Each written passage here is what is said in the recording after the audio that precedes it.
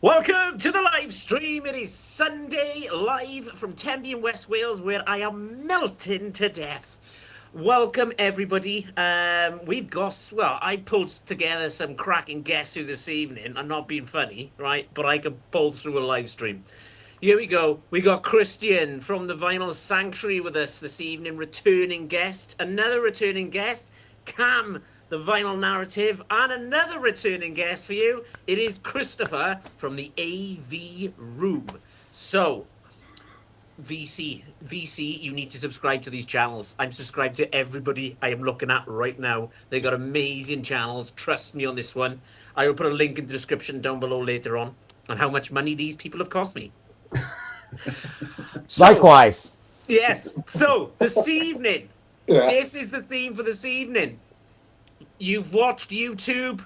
You've seen a video of Christopher, of Cam, of Christian, anybody else in the vinyl community, and you're going, do you know what? I'm going to go and pick that up. That seems like a good idea at the time. So we will see. Going through discussion. I'm going to go through the panel real quick, but that is the theme for this evening.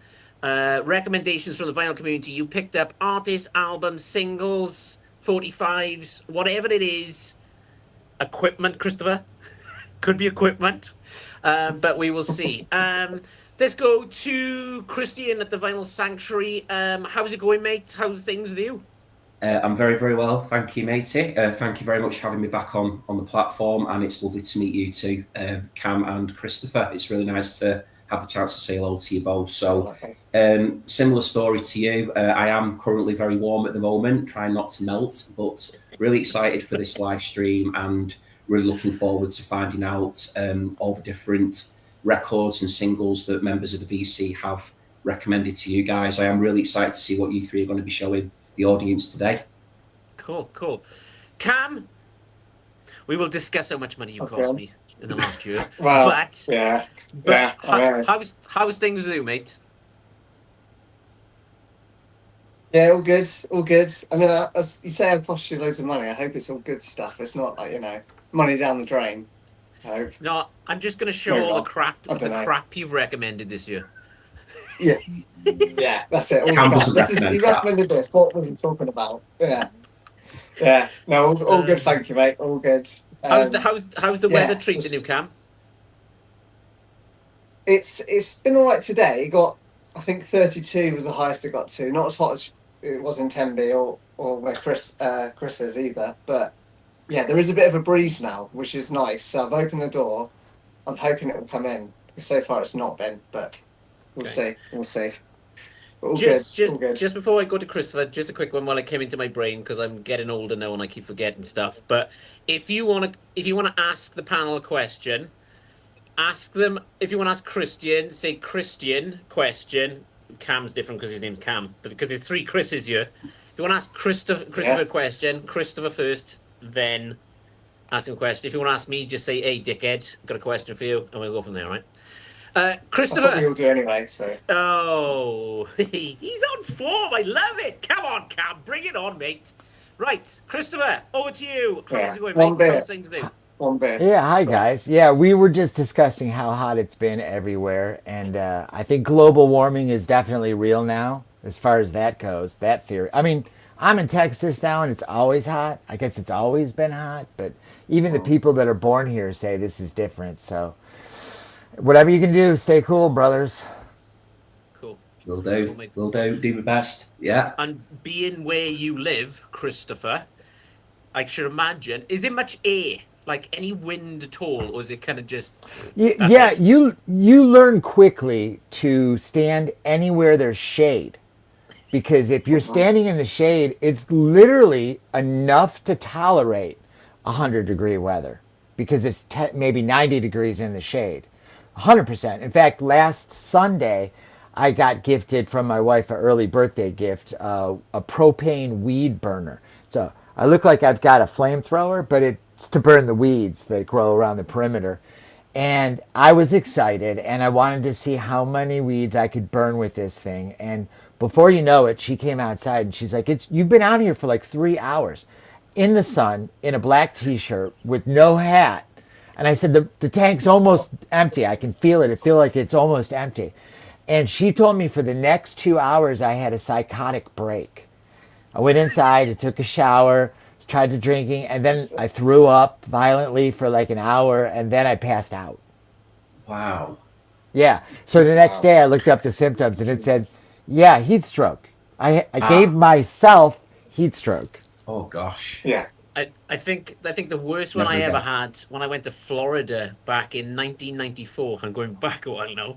When the Flintstones film was out, that's how far I'm going back, right? It's a while ago. We got to Orlando about 5 p.m. in the evening, and we were warm. So my mum said, "Right, let's go down to the pool." It was like a Howard Johnston kind of lodge, Yeah. kind of Oh, yeah, hotel. Yeah, Right. been to him. So we went down to the pool. We were down there an hour without sun cream. This is 5 p.m. Hang on. Yeah. Hang on, right. Yeah. I've never had bubbles on my shoulder so big in my entire life. And my sister didn't catch it because she had a t-shirt on. She thought it was quite funny to poke it and watch the bubbles just burst. Yeah, that's next level, dude. That's, oh, wow. That's nasty. That's Yeah. nasty. Yeah. I had the nice. same a couple of years ago. We went to Lanzarote. Me and Liz went to Lanzarote, and I put sun cream on, factor 50, brilliant. Dried all off. Went in the pool, come out, got a towel, wiped my front, wiped all the sun cream off me, and it was the same effect. If there was water inside the bubbles, Oh.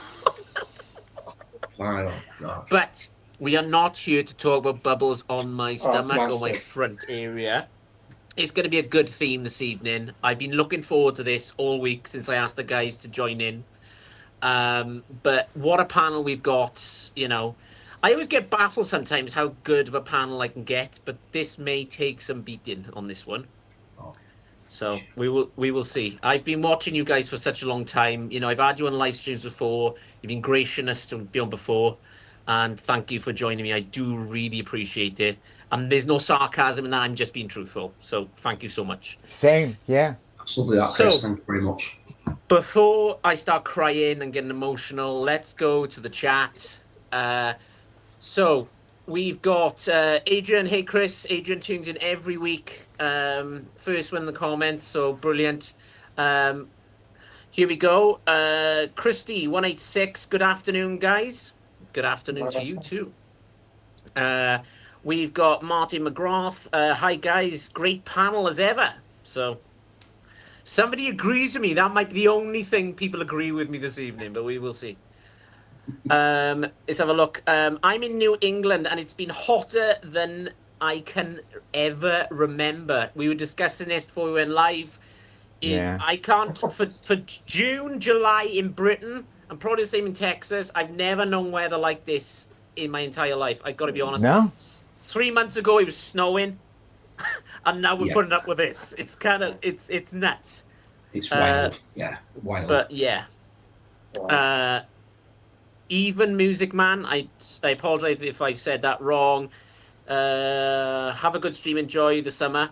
Brilliant. Thanks very much. So, yes, we will kick things off. I will go to Christian to start things because that's easier because he's right next to me.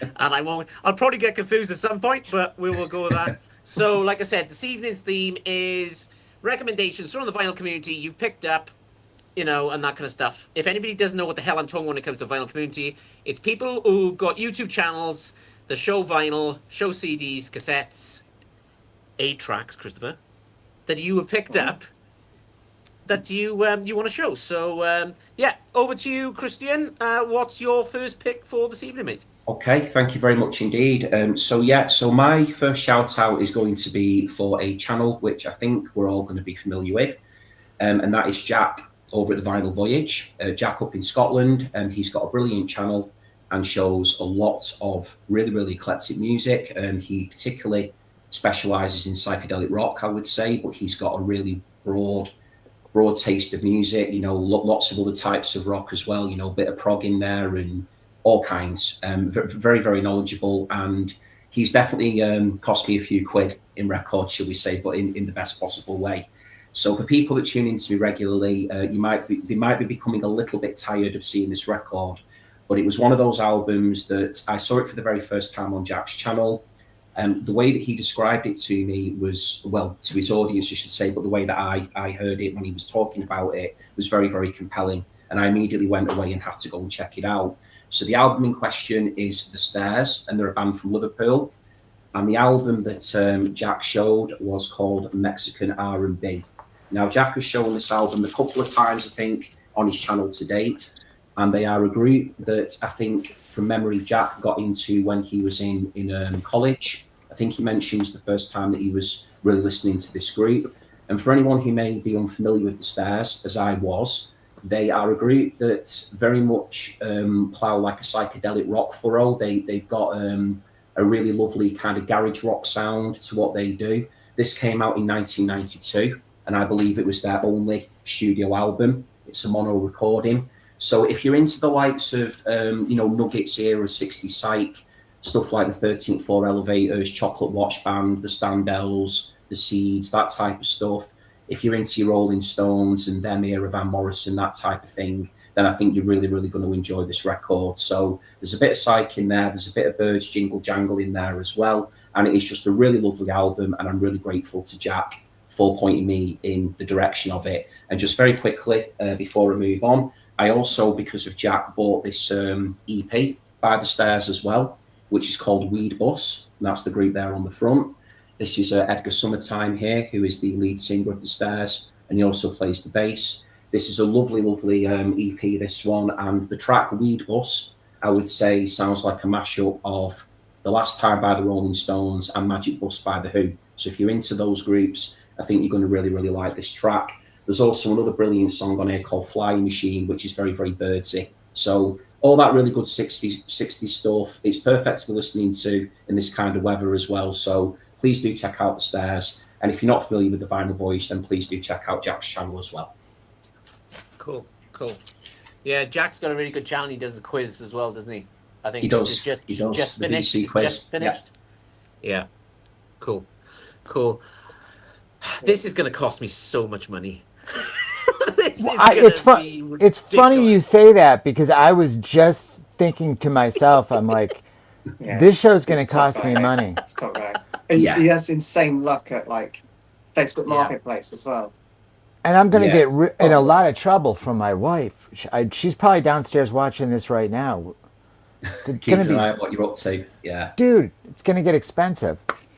It can. But be. I'm also making a prediction that everybody's going to have cooler picks, because honestly, I think I misunderstood the assignment, because I did it on a mass level. Like, as I'm sitting here and Christian was describing, making notes. I'm like, man, all I did was get the stuff they told the VC en masse told me I needed to buy, or wasn't part of the VC anymore. Might as well just get out. So mine are all relatively big titles, and my first title is a record that I wanted for a long time. And it got expensive at some point. And I was like, when the hell did that album get that expensive? So I just made do with the CD. And it's this thing that took over the VC when they repressed it, which was the Tracy Chapman album. And it came out in that's probably an exaggeration. It came out in a few different colors. And I actually ended up buying, I probably have the other one over here. I bought 2 copies. And here's the thing with it. Here's the thing with it. The VC told me that after I bought one, that it didn't sound good, which was the red one from Walmart. People said they didn't like the way it sounded. And it sounded great to me, but they said I needed to get the black one. So I got the black one. And it sounds just like the red one to me. They sound the same to me. But I haven't played them since. You know? I'm going to be honest, Lou. Okay? Perfectly honest. Because you know what I'm like, Christopher. I am. The guys will tell you. Sometimes I'm too honest. I don't ever want to hear Fast Car again. It's kind of them supermarket kind of songs that comes on, and every time it comes on, I'm like, and I bet it's a brilliant album. I bet it's a fantastic album.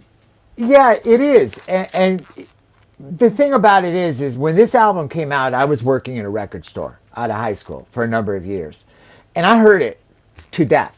So Yeah. that's why I didn't own it, just on CD, and I wasn't seeking out a vinyl copy. I just heard it too much, and I'll go back to that sort of thing a few times with some of my picks because a lot of the stuff I just didn't need to hear anymore, and this was one of them. And then country artists covered the song and they appeared on the Grammys, and it was huge.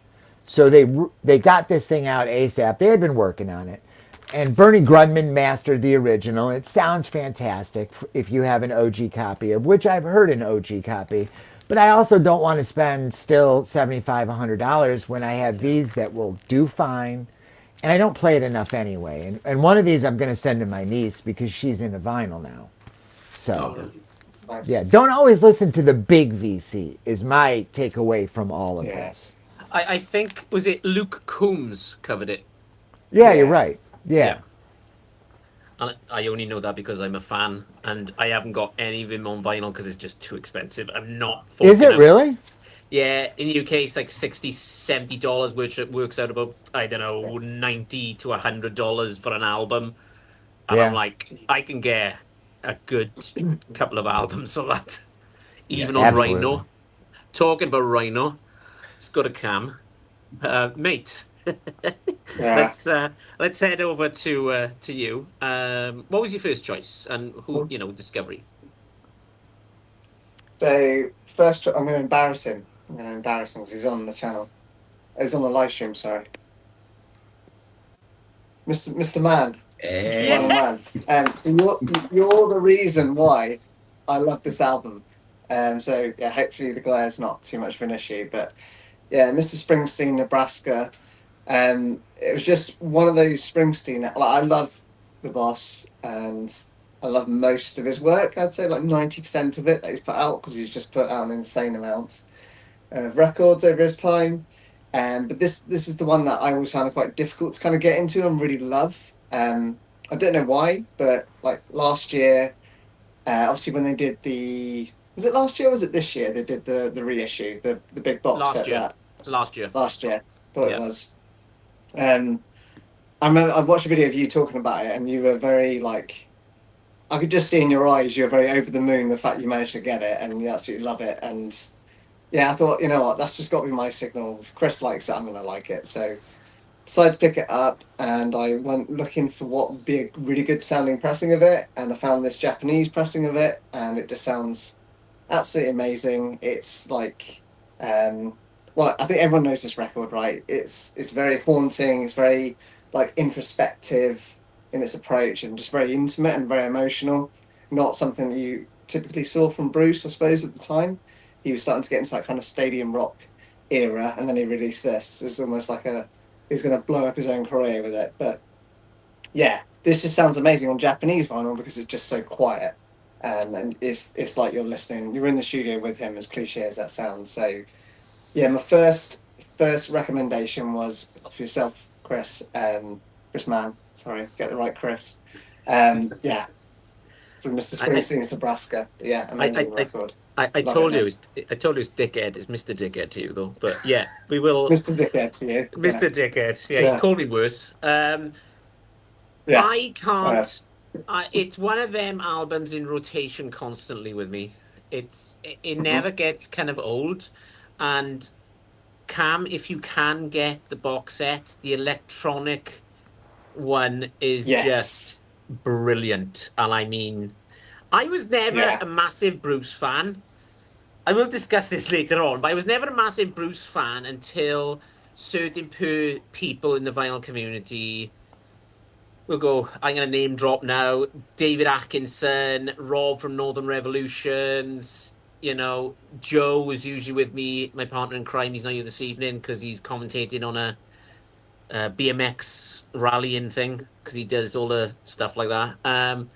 But there was so many, and I was like, "Oh, do you know what? I got the greatest hits. That's enough." And they kept on and on and on. I was like, "Right, let's give it a go. I'll stream it. I'll just stream it." What? You know what what's the- happened is Born in the USA blew up. And that's one of the most un-Bruce-like Bruce things he had done up until that point.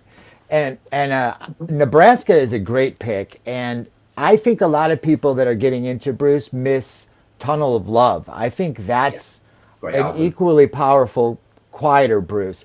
But I do have a Bruce story, and I know we have time. It's a short story. So I was a huge fan of Terrence Trent D'Arby, and Okay, yeah. he always played Detroit. And so the second album comes around, and he plays Detroit. Or was it the first? Hell, it might have been the first. But Bruce was in town playing on the Born in the USA tour in Detroit. And I was at the night before this Terrence Trent D'Arby show. And Yeah. I had front row seats.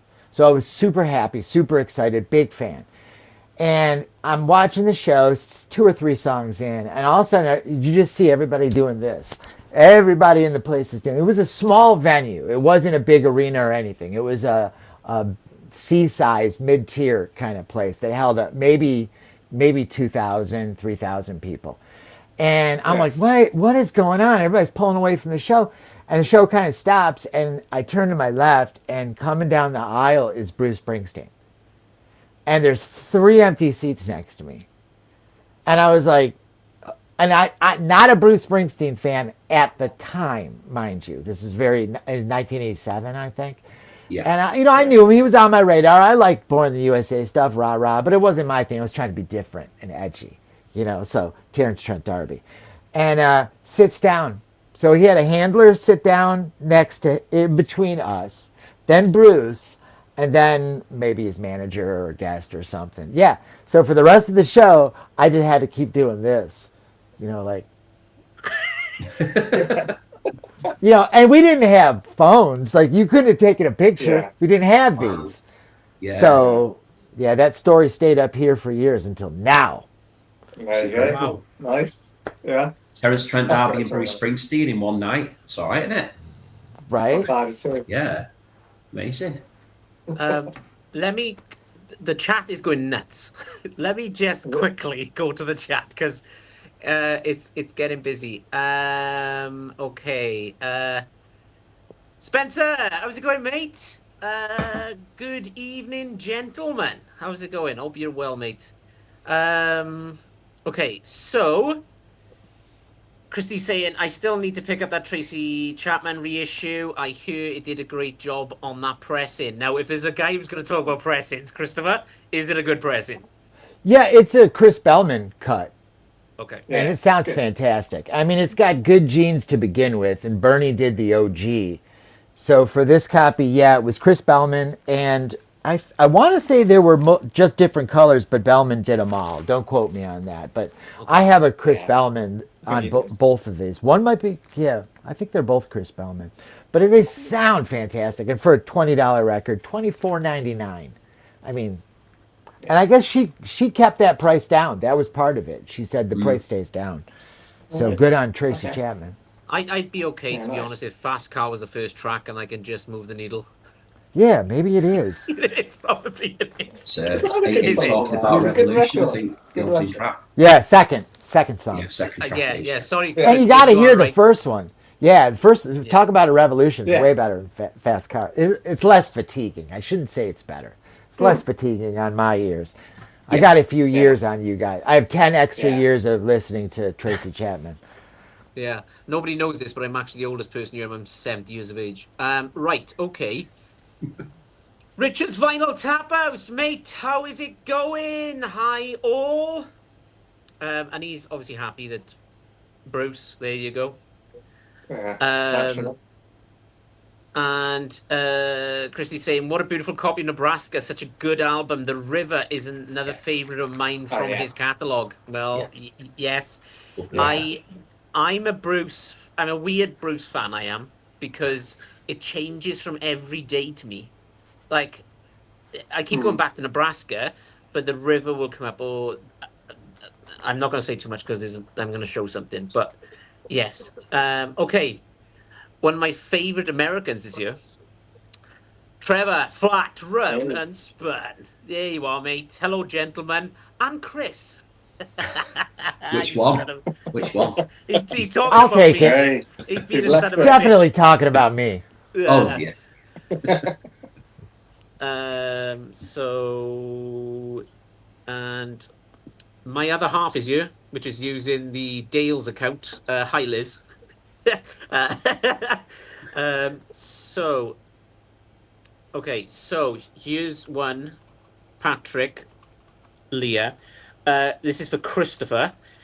You need to get the translucent orange, Tracy Chapman. It is far superior to the red and black.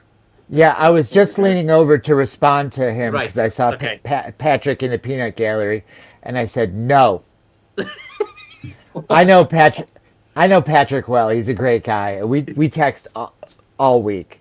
He puts up with me and vice versa. So I'm not Nice. buying another copy. That ended with the last live stream I did in the U.S. here, where everybody was bagging on the multiple copies of Asia that I picked Yeah. up. Yeah. Maybe we should start a Patreon for you so you can pick up every single variant and do a video. Well, you for know it. and you know this, Chris and Cam and Christian. You guys know this. People want to know. They want to see that Yeah. you bought it. They want to see that you have it, and they want to see that you listened to it and compared it. And then whatever you say still isn't right. No. Mm. That's where we put ourselves, right in the crosshairs, you know. But Yeah. Yeah. yeah, my wife found out that she didn't know I had That's multiples it. up until Yeah. the show I did, and she was Yeah. like, It's you awesome, have yeah. multiple copies of the same album? The horse needs hay. Cool. Wow. Right. Okay. My turn. We got to my turn. It's been Yeah. 26 The priorities, minutes. yeah. We've got to my turn. Okay. Now, I'm not sure if you guys are aware of. I think. So I subscribed to Frank 33 RPM. That was my first subscription I did before I even joined the vinyl community. Just because I was looking for turntables, and he's got a kind of series on there called the Vinyl Dens, Hmm. Yeah. where he shows people of their record rooms. And one of them on there was Nick from the Vinyl Den, and that's how he came up with the name, the Vinyl Den. Now, every week or every twice a week, he'll show new releases, what's coming out, that kind of stuff. I've got so many albums I bought from Nick from recommendation. I even got on the Grateful Dead about the greatest hits, which I think is terrible, but it's not my kind of music. I think it's more of an American kind of thing. But he did recommend an album to me a few weeks ago. And being a massive Foo Fighters fan, I think you know where I'm going with this. So this is Violent Grow. So this is her new album. I love this. I think it's fantastic. Think Paramore. Think Linkin Park. A bit of Foo Fighters touch on this one. I think Steve Carlson showed this today. Because on the last live stream I did with him, he asked me, he said, Chris, have you picked it up? I was like, yes, I have. Of course I have. I'm a Foo Fighters fan. What am I to do at this point? Went to the web store itself because you all know I like a bit of colored vinyl. So I picked up the white vinyl on this one. And there are no fillers on this album for me. And I know I keep saying this because I'm a Foo Fighters fan. I thought the last Foo Fighters fan was one of the best albums they've made in years. To be honest, it's raw. It sounds like a punk album. Christian, I think you may enjoy it. Give it a few Yeah. streams. Yeah, absolutely. Yeah. But I'm excited to see where this woman goes. If I'm being honest, I Love the just like artwork. I Yeah, like love her the artwork. voice. Yeah. Yeah, it's pretty cool. Yeah, it's So- cool. Yeah.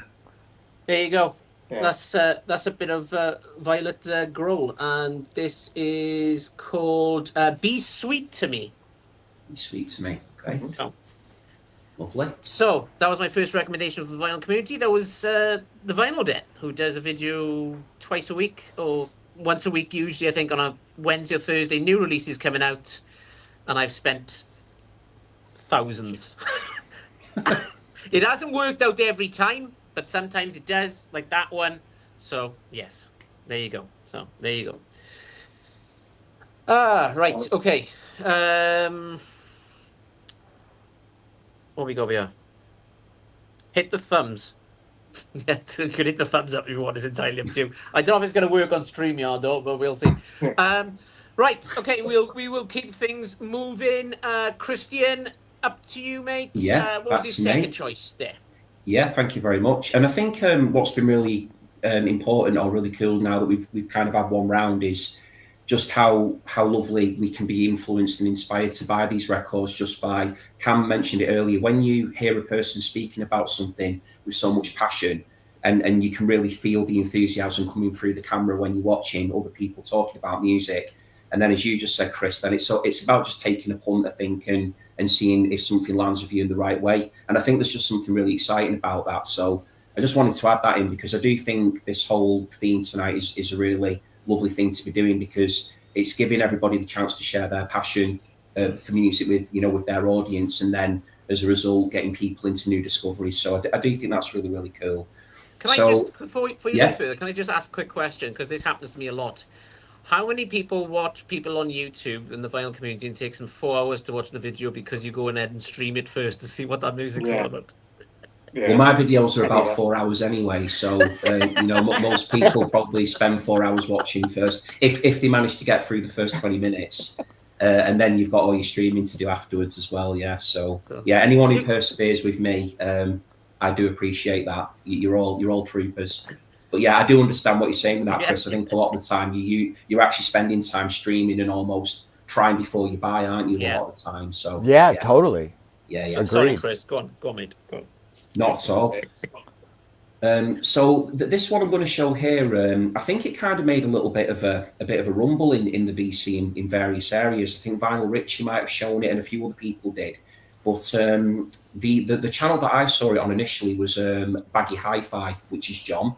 He's based in the UK, and this record is by a chap who goes under the name of Sharp Pins, and this album here is called Balloon Balloon Balloon. So it was John at Baggy Hi-Fi. I was checking his channel out, and he does brilliant needle drops on his channel, and he played a little snippet of the opening track on this record, which is called Pop a Fang Out, and it sounded like really sort of a bit sort of Big Starry to me. There was a bit of a Beatles influence in there.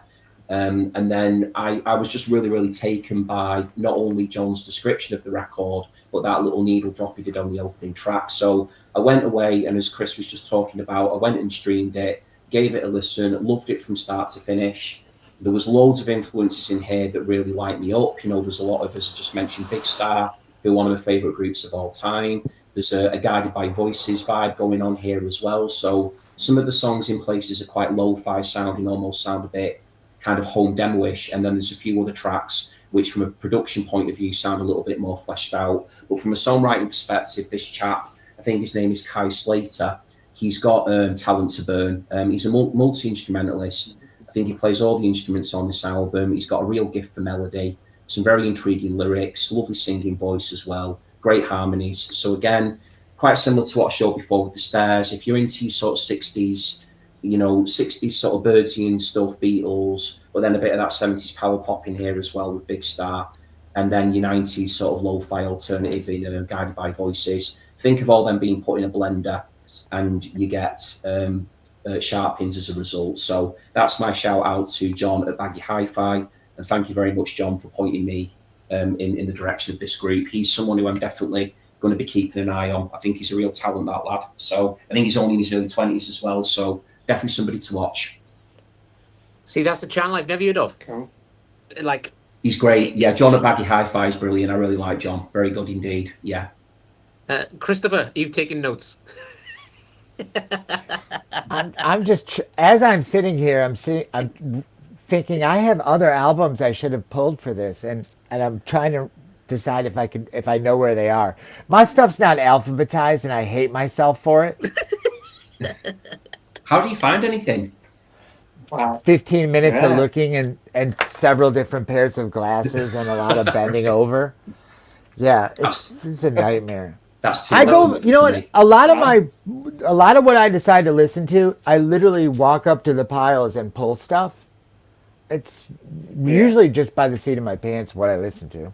Sounds kind of liberating, but then it's sort of really, really sending my OCD tendencies into overdrive a bit as well. Now, well, I worked in a big record store, and when you have to do inventory, you get bored with that, and that's maybe why I ended up this way. Why is ZZ Top right next to America? Okay, so just a quick one. Jack is here. Thank you, Jack, for joining us. That's a belter, Christian. Love that Yeah. album. I saw Vinyl Richie show it, so it's done the rounds. So he Yeah. saw it Mhm. from Yeah. Vinyl Richie. You saw it from him. Well, but from both of them, and you've decided to stream it and then pick it up. So that's great. Yeah, so I saw it through Baggy Hi-Fi, and yeah, great to see you, Jack. You might like one of the records I showed earlier as well. I did mention a certain somebody who may have got me into that album, so a certain Scouse band that you've heard me prattling on about a few times now. There you go. Right, we will keep things moving then. Over to you, Christopher. Yeah, I'm going to pick one that a friend of mine who has a show in the U.S. Well, no, he's Canadian, so it's Canadian based. His show covers a lot of really some nuanced and some big stuff. And he had this gentleman on who owned the label Intervention Records. And I was like, they were talking about it, and then they said what they had released, and I was like, oh my God, I've been looking for that forever. And the original pressings are some, they're stupid money for me anyway, $100, give or take. And they had repressed this album, and it's Matthew Sweet's Girlfriend. And I saw this tour in Detroit. I was working at the record store, and this album was a huge thing for me because at the time, I was getting out of the heavier stuff, the metal and stuff that I was into, and I was dabbling more into college rock, if you will. And I think this fits that bill perfectly. It was probably his biggest hit he had, his biggest hit album. And the pressing is crazy, crazy good. But it's gone in and out of print a couple times. I think it might currently be out of print again, but you'd have to go to Intervention to find out. But a $60 record was way more affordable than a $200 OG on Discogs for me or eBay. So I like to be able to order it and get it quickly without having to scour Discogs for stupid money prices. And this fits that bill. Okay. Beautiful album, that. Yeah, it's so good. Is it So Pink? good. Is it Pink? Your record there, Christopher? Oh, Black. Yeah. Yeah, it's kind of that beautiful. It's got a real high gloss cover Yeah. to it. It's really well made. It's Lovely. high end. And Intervention, that guy, he gets it. Gatefold. Like sometimes they're advertising and you don't get, you're like, wow, this isn't so great. But he's got on the hype sticker 15 original tracks, 3 bonus demo tracks, so it differentiates. It's analog mastered, from the original tapes.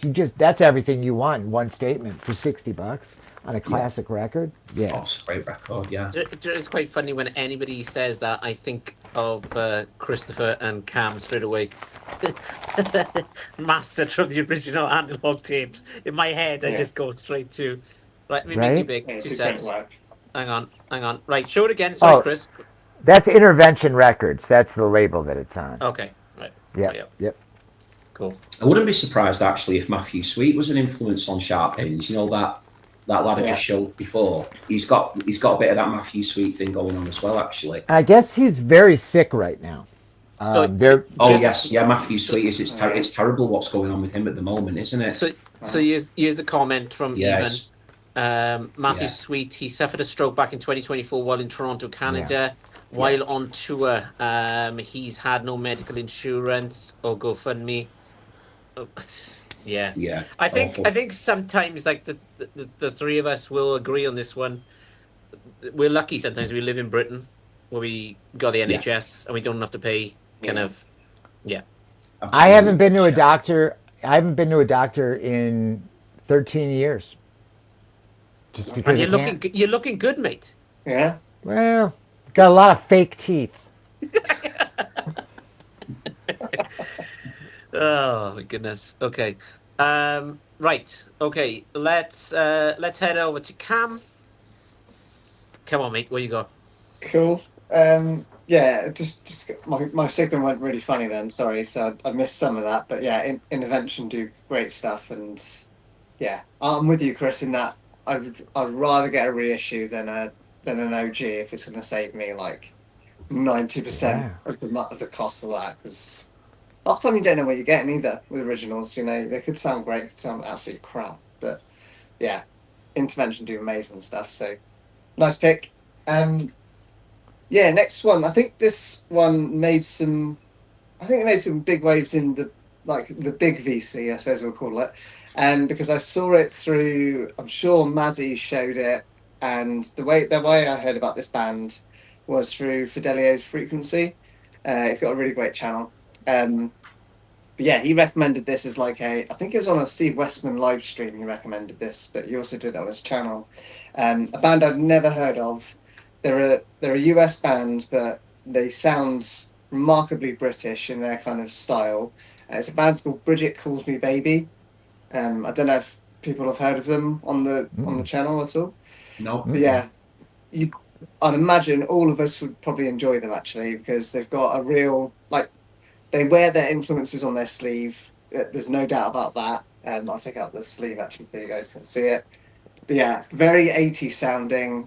Pretty much the lead singer sounds like a spitting image of Morrissey. And the guitar work on this, it's just a very emotional guitar rock album with a bit of synth on top as well. So if you think like the Smiths meets the Killers meets like that kind of like post-punk early 2000s British indie sound, it's very much like this. And just this is their sophomore album called Irreversible. But yeah, not a bad song on this at all. It's a fantastic record from start to finish. But yeah, if you like big guitar riffs, kind of in the style of like Suede and the Smiths and the Killers, if you mix them all up, this is what you'd get, I think. And yeah, I've really loved it. And I'm enjoying going back through their debut record, which is even more like the Smiths actually in their sound. But yeah, just an amazing album. I'd never have heard of it if it wasn't for Fidelio's Frequency and Mazzy, and I'm sure a few others have showed this before as well. So there you go, Bridget Calls Me Baby and Irreversible. Great record. Probably one of my favourite albums this year, actually. You've sold it to me, cool. Cam. You've sold it to me. Okay. I thought you'd like it. 100%. Yeah, you sold it to me as well, to be honest. You just cost me about 30 quid knowing you. That Yeah, sounds fun. Keeping a 25 list. quid, I think. It's alright. Yeah. It's cheaper than normal. So Christy is also agreeing with you, Cam. They sound up my alley, but Oh, I sorry. missed the name of the band. There you go. Bridget Calls Me Baby. They're called, Bridget Calls Me Baby. Okay. which is a weird name, but yeah. Jack's asking Cam, are they British Yeah, I was going to say No, that. they're not. They're American, or American? Okay. which is so weird. Because the guy just sounds it's not weird because they're American. It's weird because he just sounds so much like Morrissey. Like the first track on this album. So is he singing Cam in like with a bit of a British accent or like an effective Kind sort of. of thing? Yeah. Yeah, you know how I think so. You know, kind of similar to how I guess Morrissey kind of used to croon a little bit, almost like in that Sinatra style. Yeah. I like the reverse of that, if that makes sense. Yeah, That sounds cool. Yeah. Brilliant. good record. There you go, Cam. Thank you. It There you go. No worries at all. Even He's a cost salesman, is Cam, isn't he? He's a salesman when it comes to plugging these records. I'm He's- 100% I'm gonna have to buy that now at some point. I'm gonna have to get that. Good. That sounds right up my street. That one. I think it'd be a lot of Nice. people in the panel tonight rewatching this live stream later on. Yeah. Dude, yes. Yes. That might be easier for you, Christopher, to rewatch it rather than the amount of Yeah. times I've had to. This is not me being big-headed because I got so much going on. I got the chat going on. I'm trying to. I have to rewatch it and then I'll text you, like I'll text Joe and go, "Oh, remember that album you showed the Canadian special? Where can I get this from?" And he's like, "Oh, they don't make it anymore." Son of a bitch.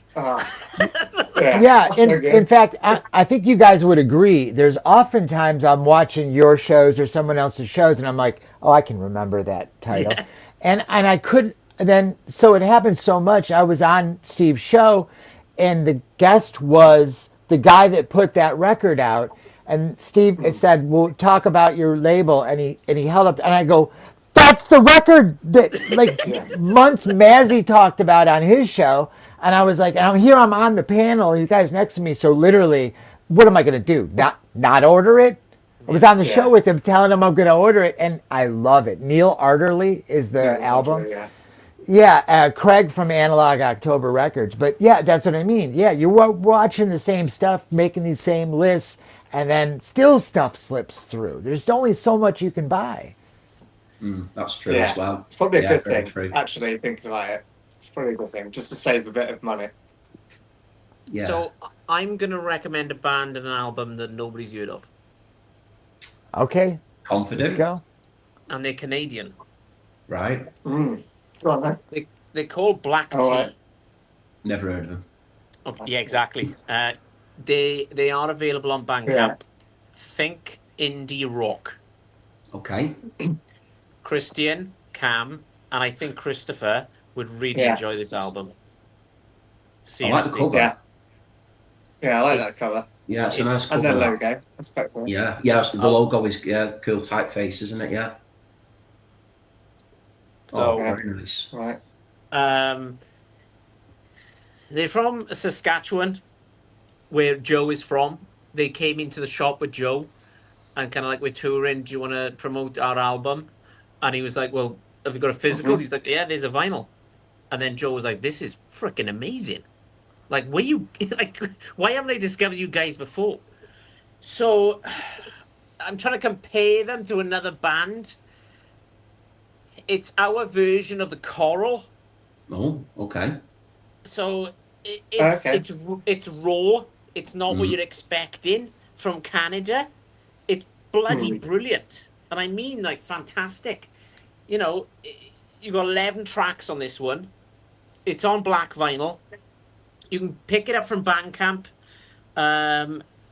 They just, I love them. I absolutely love them. Don't know if they're going to come to the UK. So the bottom two are statues, so just take that out. But that's the band. It's 3-piece band. But yeah, Good it's photograph like that. I honestly, guys, I think you'd enjoy these. Yeah. Cam, I think you would. Seriously, I think it's right up your alley. Honestly, There you go. You know, bit of Canadian music, indie rock, reminds me slightly of the I've Coral. written it down. So they're only available on Bandcamp, but Bandcamp, right? Okay. here you go. Sounds great. Yeah. I will put the link in description down below so you can go and check them out later. Please do. Yeah, a lot of bands are on Bandcamp now, getting discovered. Yes. There's a lot at the moment. I've discovered a lot. Sorry, I forgot to mention as well. Yeah, so Joe from Racer Joe, who's my sidekick and partner usually, he put me onto this, and he showed it on his channel, and interviewed them. Because Joe's got two channels. He's got Racer Joe and he's got On a Vinyl, which he runs for his record shop. Right. And he was showing them on his record shop. I'll put a link down below for Joe's channel so you can, on the video, so you can. He's interviewing the drummer. Oh, brilliant. Kind of thing. So yeah, it's cool. So there you go. Bit of black tea. So Black tea. yeah. Black tea. They got served a cease and desist from Black Key. Yeah. Pretty much, yeah. Right, Christian, over to you, mates. What have we got next? Brilliant. Okay, so this was a recommendation years and years ago. This is like well before I started making videos of my own, so I've been going a couple of years. But this is a chap called John Heaton. So I don't know whether he technically qualifies as being in the VC. I'm pretty sure he does. He's got thousands of subscribers and he does show records on his channel. But I'm not sure if any of us guys are aware of him or anyone in the comments might be watching. But he's called John Heaton. Typically specialises in a lot of 70s rock. You know, he loves the Beatles and Dylan and stuff like that. So this record I'm going to show here has got links to the Beatles. Again, this will be an album for people that tune into my channel regularly. We've seen it pop up quite a lot. So coming up next for me, it did come about as a recommendation from John at the time for me to go and buy it. Because again, he spoke about it just so compellingly. We've got Straight Up by Badfinger. So this is another power pop record that I'm showing here tonight. There is quite a few power pop albums in my little batch here. So I'm beginning to make a connection that when it comes to VC recommendations, I tend to gravitate towards power pop fans, because there's a few here that I wouldn't have checked out had it have not been for checking in and watching other videos. So this is a group here. You've got a couple of members from Liverpool in Joey Molland here, and Tom Evans were from Liverpool, and then Mike Gibbons and Pete Ham were from Swansea. So they are regarded as one of the greatest power pop groups of all time. This is a wonderful album. It was co-produced by George Harrison and Todd Rundgren. It's got the song Baby Blue on here, which I believe was made famous by the program Breaking Bad.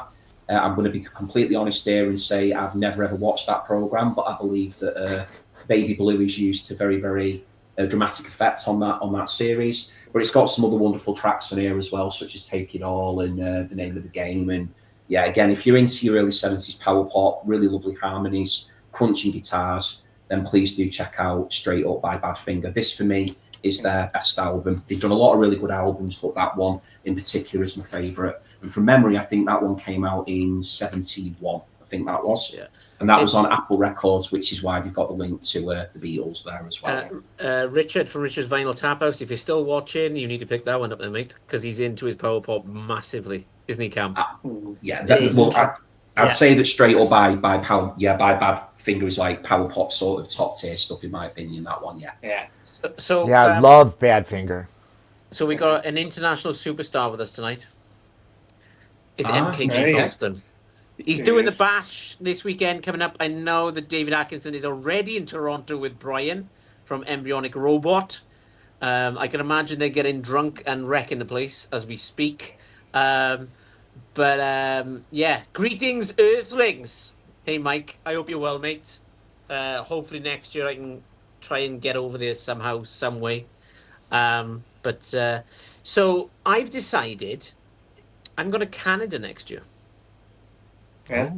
Next September, I'm meeting up with Rob from Northern Revolutions, Brian Embryonic Robot, Joe. I'm going up to Frank from 33 RPM. So I'm doing the whole kind of tour thing. So that should be fun.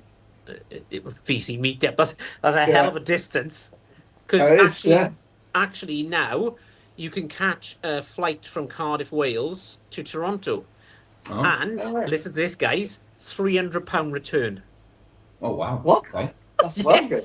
That's really good. That's incredible. So Christopher, I'll do the thing for you. It works at about $380 return from Cardiff Airport to Toronto.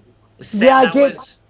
It seems like the numbers, because I hear people from Canada and the UK talking about they seem really close to what it, with the exception of shipping. Shipping seems to be crazy. Mate. Do you know what? Rob from Northern Revolutions was going to send me a band. There's another recommendation. White Horse from Canada. Okay. Yeah, they're cool. They're good. Yeah. For him to send 2 albums to me in Wales would cost him, I think it was like 190 Canadian dollars. So if I translate that into pounds for you boys, that works out about 150 pounds. Mm-hmm. Yeah. Oh wow. Crazy. Okay. What is happening? Yeah. So well, no idea. But what's Mike saying? I spoke to Embryonic Fashion icon today. He's in the bar with Atkinson. Low noise Jason Shields and Fred Vine Latex right now. Oh, yeah. I can't wait for David I to hope bring he's looking up after Dave. Well, Dave can't. Look, I went to Lincoln with it was me, Gav Axman Spins, David Atkinson, and Rob Walker. And I tell you what, Dave can't drink that much. I mean, like, and then it shows how much we drunk because Rob Walker went live and then deleted it the next day. So that gives you kind of an idea of what happened there. A good time. Yeah. Yes, exactly. So. Right, okay, I've completely lost track. This will give me some... Yeah, okay, there you go. Next, we've got Christopher. It's really me again already. All right, well, let's see here. What can I do? You know what? This one, I talked about briefly on my channel. I don't think I gave it enough eyes. And I want to say this was Dylan from Noble Records, who's quite well known. Who recommended, and I had known about the band, but I didn't know about this pressing. And this is the Black Angels Indigo Metal. And the Black Angels are very much like drone rock.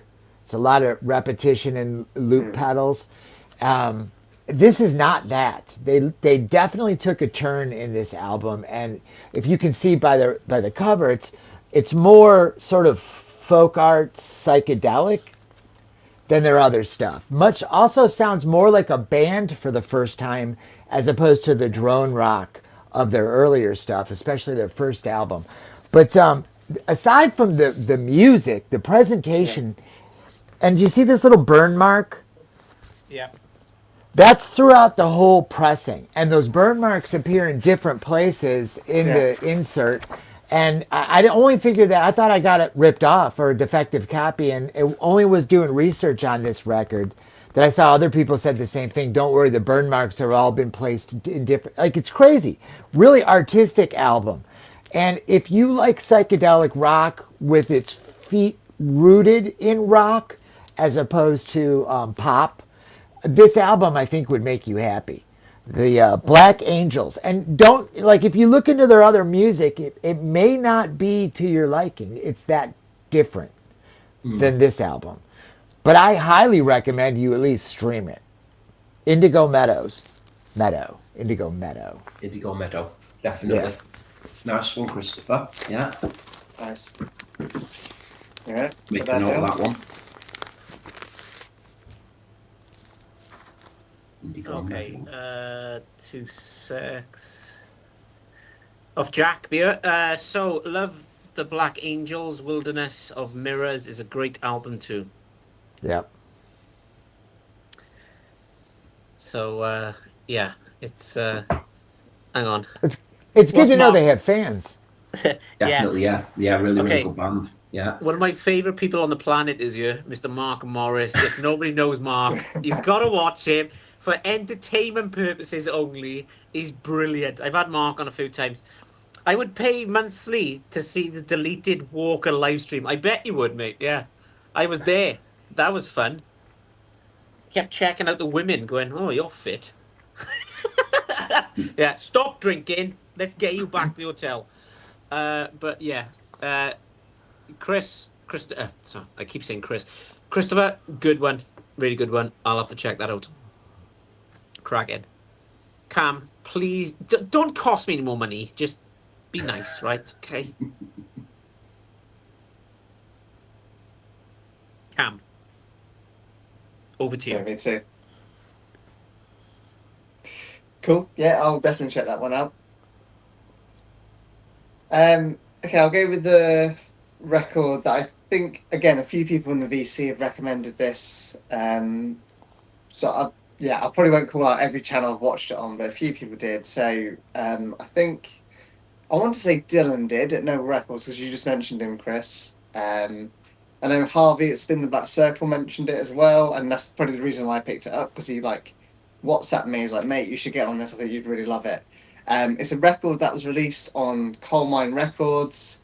It's very much got like a Stax kind of sound to it, and I think they're from New Orleans actually. I think it is Par Greens with Emeralds, and they are a 3-piece.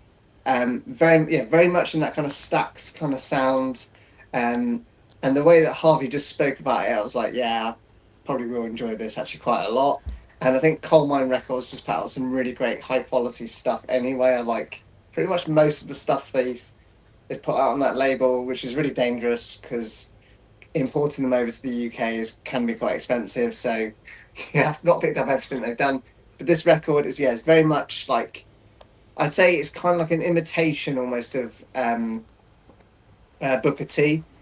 So like if you like, the big Green Onions album, it's very similar in that style, and just like very soulful, very funky, and they do have, I think it's like 10 original tracks. I'm just looking down the number. 10 original tracks and 1 cover. The cover that they do on here is Dolly Parton's Jolene, and it is an absolutely fantastic, very original, very unique cover that they do. It's an instrumental where the guitarist pretty much takes the melody lines that Dolly is singing, and then the rest, the other 2 members of the band, fill in the kind of gaps with an organ and drums. But yeah, Wow. just a really killer record. Yeah, I don't know what else I can really say about this album, but you should definitely hear it. It's released this year. It's not going to push music forward or anything like that. It's not that kind of like, not that kind of, they're not that kind of band. They're very much looking back at history and doing their own take on it. So yeah, fantastic record. And yeah, I like the kind of like the retro vibe they've gone for on the back cover on this nice like tip-on jacket. So the three members are Tim Carman, Jimmy James on guitar, and Adam Scone or Scone, depends on how you want to pronounce his last name. It's got to be So Scone. there you go. Got to be Scone.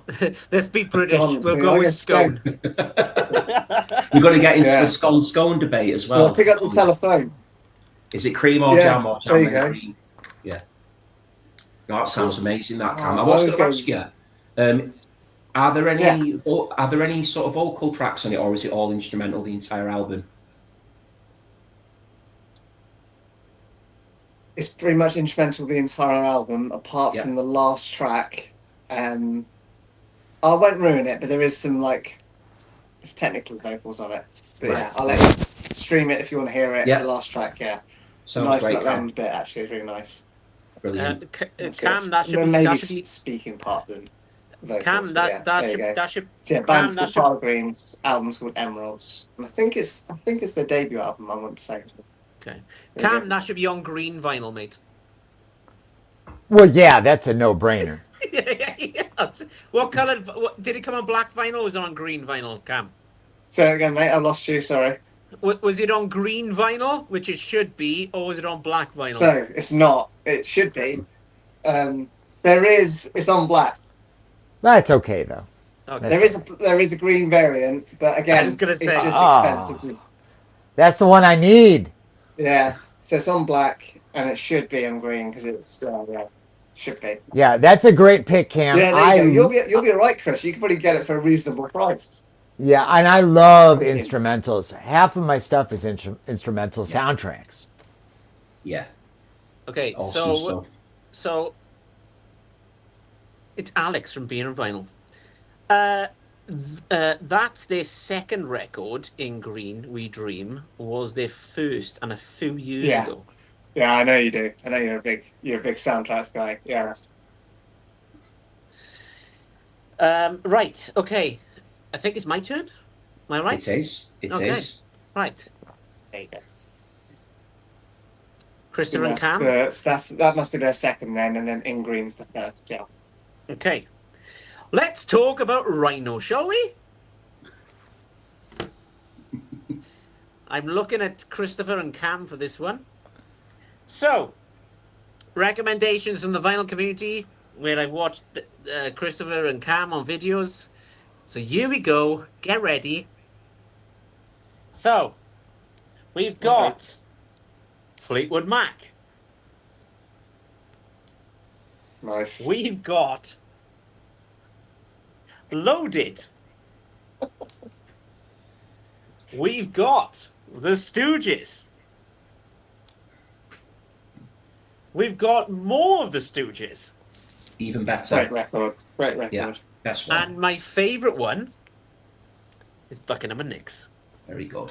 Oh, Very yeah. good. Yeah, Nice. yeah. Started my channel on that one. Yeah, you did. Yeah. Yeah, that's why I saw you. And So I haven't gotten any better. Oh, you have. Come on. I've spent.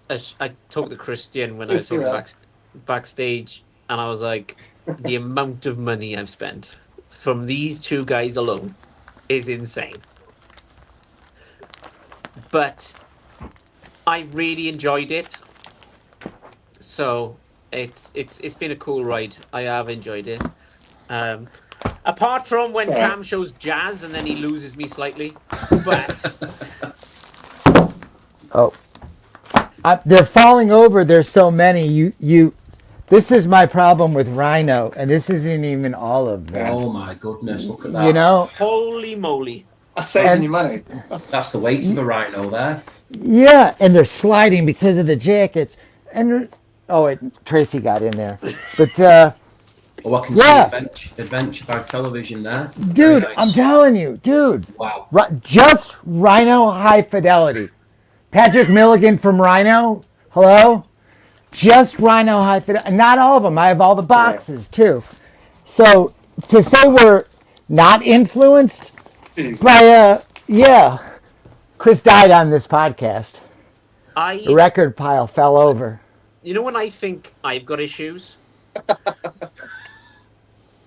Yeah, you don't. Yeah.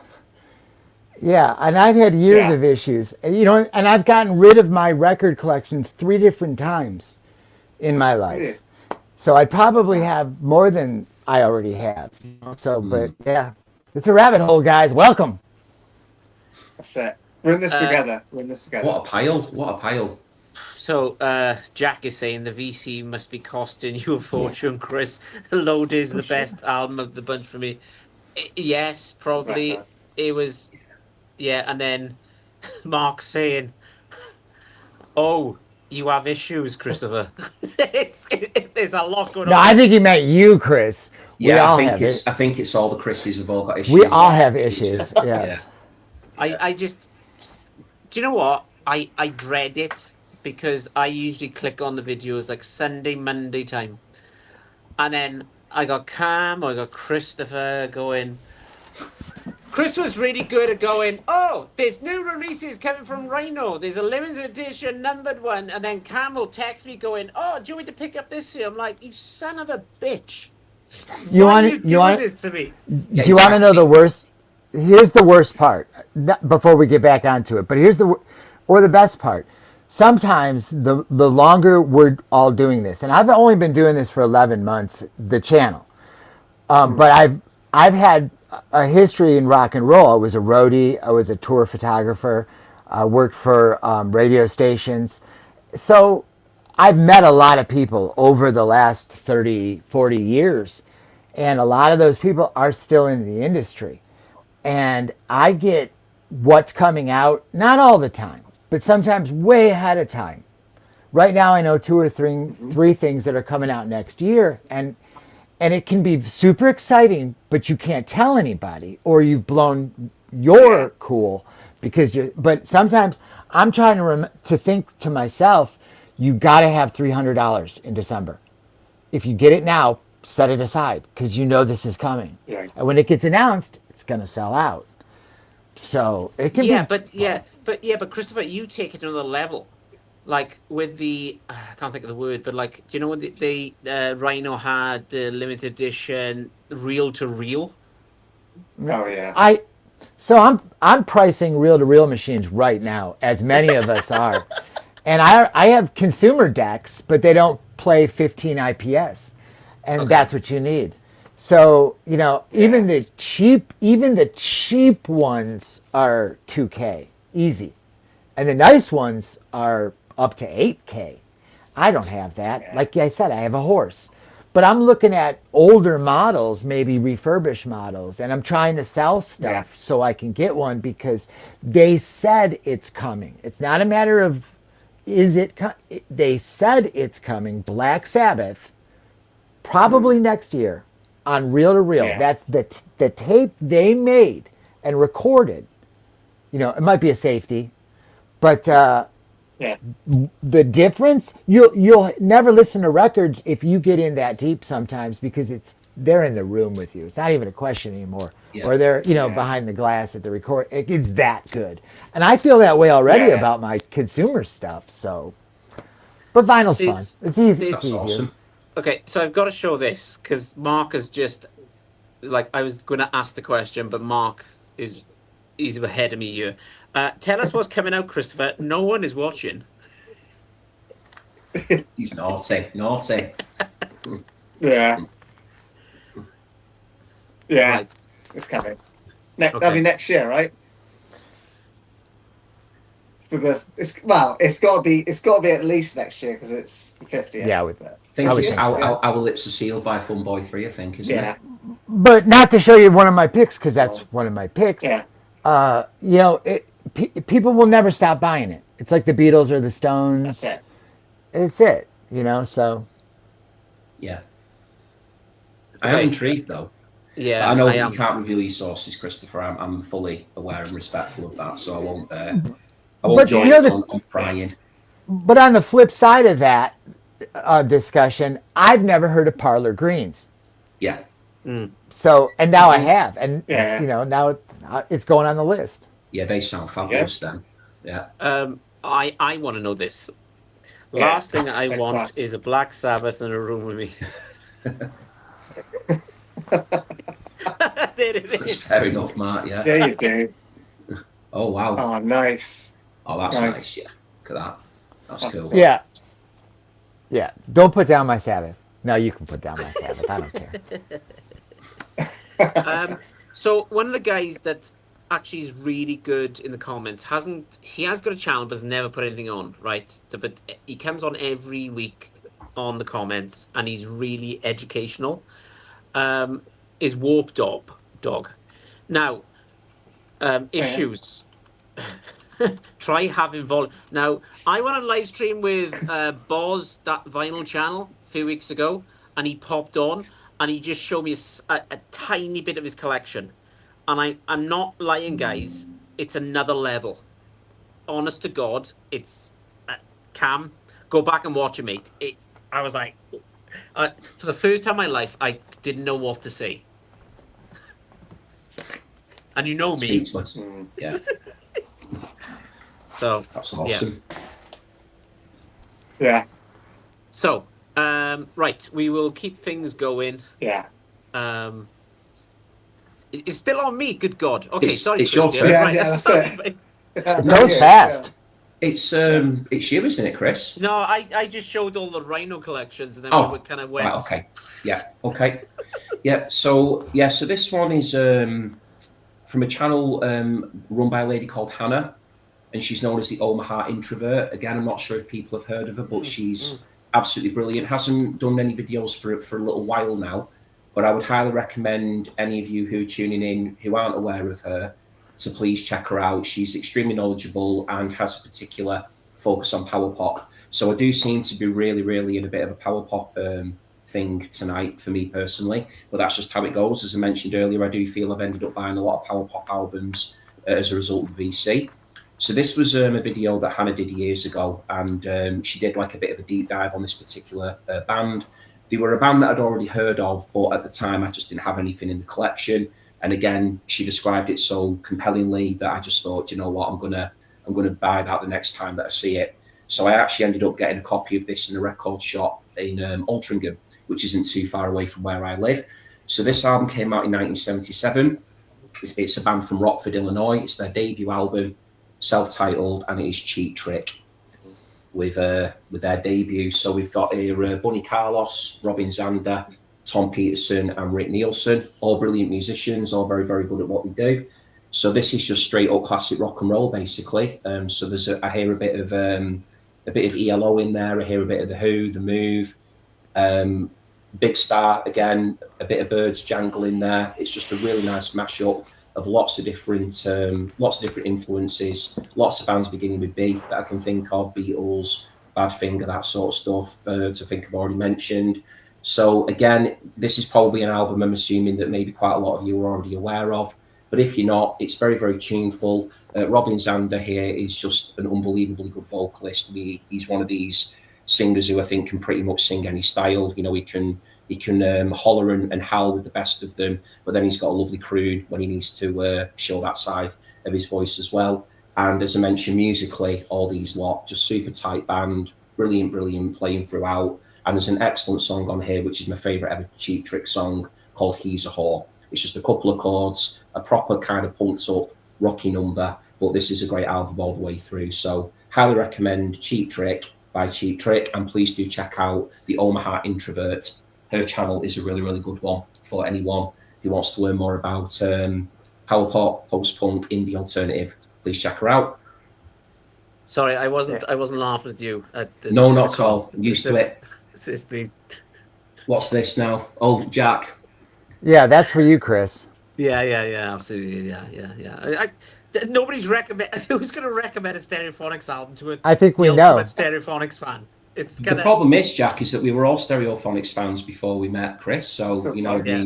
Didn't need to Yeah. recommend them to us. So The word was out. Yeah. yeah, The thing is, word, if word, you watch- word if gets you- around, That's doesn't it, it. Chris? Word gets That's around. it. Exactly. Like, if you watch my videos, I think I've shown maybe 1 or 2 videos of Stereophonics.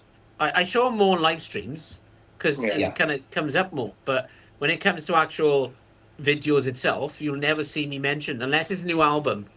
But then I'll do it on the pickups. I won't do it dedicated because no Yeah. fucker's gonna watch it. It's like You need to do like a 2-hour video oh yeah, just running through your Stereophonics collection. Yeah, 'cause Yeah, everybody- Stereophonics. mega Do it with Ranking. me, Chris. Chris, do it with me, and we'll make it 4 hours. Yeah, do a ranking. Yeah. Go the other way, not short, Yeah. long. Yeah, yeah. we'll do a 5-hour stream on it. Yeah. Hey, Christian, my Yeah. buddy Bill Cozy, his name is Bill Cozy, is the sound guy for Cheap Trick. Has been for about Oh. 18 years now. Fabulous. Yep. Great stuff. They're such a good band, aren't they? I mean, just So good. so So good. next Very- level. I actually think And they're for- underrated. Underrated. Dude, I and for think. their age, I mean, Yeah. they're still doing it. They're still out Yeah. there and killing it. Oh yeah, yeah, Yeah. Yeah. brilliant band, really good band. Yeah, Right. excellent stuff. Okay. I hate to end this, but we need to keep moving because Yeah, we are like 1 hour and 16 minutes into this, and we Wow. haven't even shown. oh, it's gone quick. It's gone really fucking quick. Yeah, it's gone really quick. Right. Don't cost me any money, but show me where you go. You said this was my birthday stream, and I got to show and do Hang it. on. That's how he got me here. 2 secs. 2 secs. Hang on. I haven't got a birthday, but we'll go with this. Oh, I like this. I like where this is going. Oh, It's not coming out. Hang on. We'll go with applause. That's not working either. But happy Yeah. birthday to you. Come on, guys. Happy Happy birthday birthday to you. me. I'll take it. Thank you. Birthday, dear Christopher. We're all out of sync. Yeah. So when- happy birthday Yeah, I was to gonna say. you. There you go. That's the only one I'm gonna get, probably, besides the one from my wife. So I'll take it. So There you go. this okay. So some of these clock out with other recommendations. There's a guy that, if you guys don't know, is called the University of Vinyl. Yes. And the fella Tim that runs it is he's like a doctor of science when it comes to run out grooves and best sounding pressings. You can listen to him; he knows what he's talking about. Great ears. And he had recommended prior to what I'm going to show that I pick up this REM. Now, this was a CD release. This is after Bill Berry, their drummer, left. Yeah. And so this is a 3-piece REM at this point. But he had recommended this box set, and I tracked it down, and I got right back into REM. Not that I love REM. I saw him on the Document tour when they did that tour. And so they mentioned that this was coming out. Oh. And this is the DSS box set, Yeah. Definitive Sound Series box set of the first 2 albums, Chronic Town and Murmur. And you don't know what good REM sounds like until you've heard this thing. This thing, I mean, it's like the other box sets that they've been coming out with. Quality jackets, crystal clear, quiet pressings. Like, it's heaven.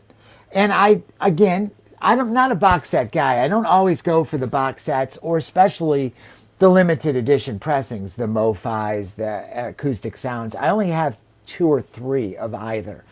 But I went for this because REM is one of my favorite bands of all time. And wouldn't you know it, it's the only box set in the entire series of these Interscope DSS that's sold out and is not being repressed. And how often do you hear that? You know, because often they'll say limited edition, numbered edition, so you buy it. And then the non-numbered edition. Does anybody need a number? No, none of us need a number. No. What we need is access to the great pressing. You know, and now this thing is stupid. $300, $250, $300. You know, it's like what happened with the Black Sabbath Vinyl High Fidelity. everybody lost their minds all around, with the knowledge many of the VC had, which was it's being repressed, but just not with a number.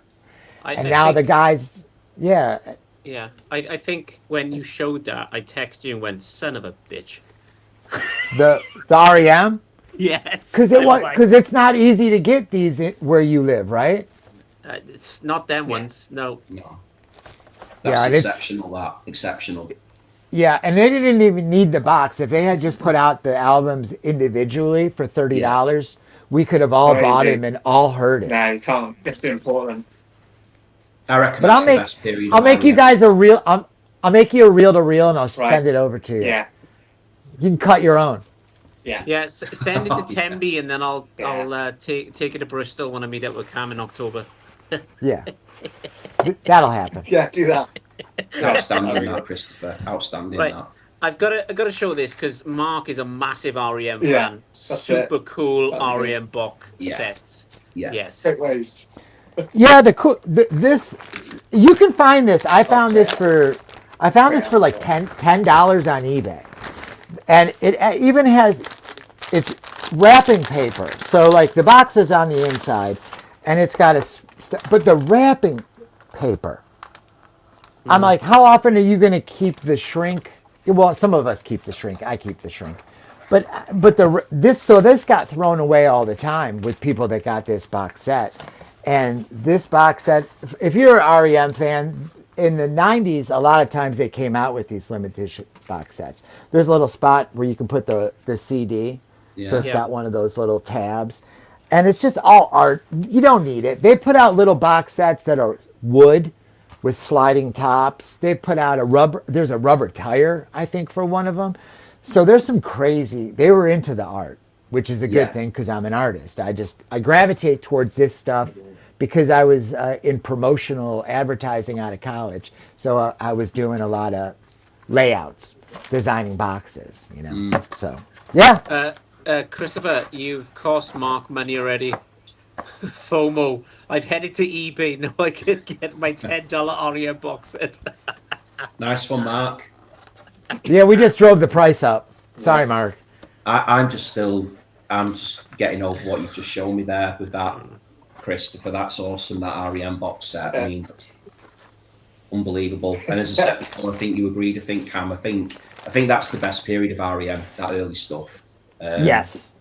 Like Reckoning's my favourite album of theirs, which was obviously right after Murmur. But yeah, I mean those sort of first 4 or 5 albums were unbelievable, weren't they? Oh, yeah. And I saw him on the Document tour. I was in high school. My buddy and I snuck out and saw that tour. And then years later, I saw him on the late, and it was a different band. Yeah, like U2. Yeah. That's a good comparison, isn't it? Like U2, early U2, REM. It's like, I know what you mean with that. Yeah, it's like taking that leap over to a major label, but then still trying to kind of retain the old identity to some extent, but then having to do it with commercial appeal and hitting unit sales and all that stuff that comes with the big hitters, the big labels. REM did it though. I saw REM on the Reveal tour in the Principality Stadium in Cardiff. So I didn't know. I knew Losing My Religion, and all that kind of stuff. But for me, Imitation of Life, that really grabbed me with REM. Not the early stuff, Imitation of Life. I just thought that was amazing. And kind of talking to like Brian, Embryonic Robot, because he loves his REM, Christopher. I'm always like texting Christopher going, where should I start with this? Where should I start with that? Doing his head in, But Christopher, I got to give it to you. Your video production is always really good, and it's always easy to understand you. Where you watch some channels, you're like, "What the fuck are you talking about?" Like, it's kind of, it is, don't it, guys? You know what I mean? Because sometimes you watch some videos, you're like, "What the fuck are you on about?" Like, just speak English, like. But he cuts it down into pieces. Like, this is what the box set looks like. This is what the outer thing looks like. This is kind of, and I played it. He's fucking played it. Most people don't even play it. Yeah. Like, and describe what it's like. I got so many text mess or emails, comments. I got so many. That's my age. I got so many comments on my last video that did stupid numbers. Stupid. It was a joke. I did it in the morning. I actually hit my camera. So if you watch it, over 16,000 views, and the camera shifted. I'm half cut. I'm like this. So I'm talking about the record, and all my graphics are over here where the tire is, and because I was so shoddy, but I never played the record. I didn't show myself with it spinning. People lost their minds. What are you talking about? You didn't even play the record. You didn't even show the record, dude. I'm like, I thought we all did. So I fixed it with the last episode. And I'm getting the same comments. Thank God you showed playing the record, but I don't see the 1999 playing. So are you pulling my leg with that? It's like, God damn, dude. This is the only thing that gets me with YouTube is kind of you're showing people the record, but you can't actually play the record for them because we get done for it, and it's kind of Every time. yeah. Yeah. And we're not making audience. We're not making money at this.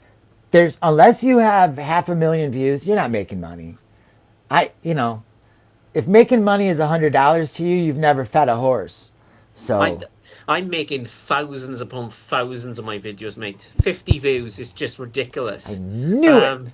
You're retiring next year, aren't you? You said, yeah. Yeah. I mean, this is truly, we do it because we have to.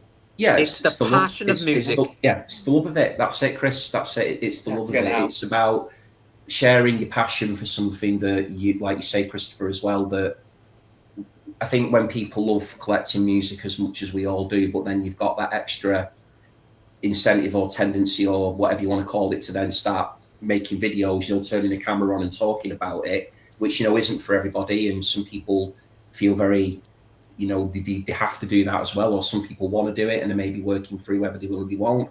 And I think for all of us, it's just about sharing that knowledge. And as I said earlier in this stream, Chris, I think what I love about this idea you've done tonight is that it's paying tribute to channels and to other people who are passionate about music and giving everybody a chance to learn about new sounds and to go away. I mean, what I love about this is that, tomorrow you could watch a video and discover your new favourite band of all time. Yeah. That's the excitement of it for me, because you never quite know who you're going to listen to next or where you're going to learn about your next favourite band or artist. Christian, I'll set you a perfect example. Exactly the REM box set he showed me. It triggered in my mind going, oh, I saw them live. I was so big into them at the time. Totally forgot about them. And I'm going to be honest, Cam's going to laugh his tree off now when I say this.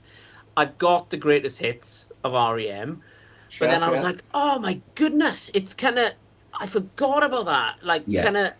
You just forget about it. And it's kind of, you need to do a deep dive. It does happen like that. It's like tonight, with Cam showing Bruce Springsteen and Christopher showing Matthew Sweet as well.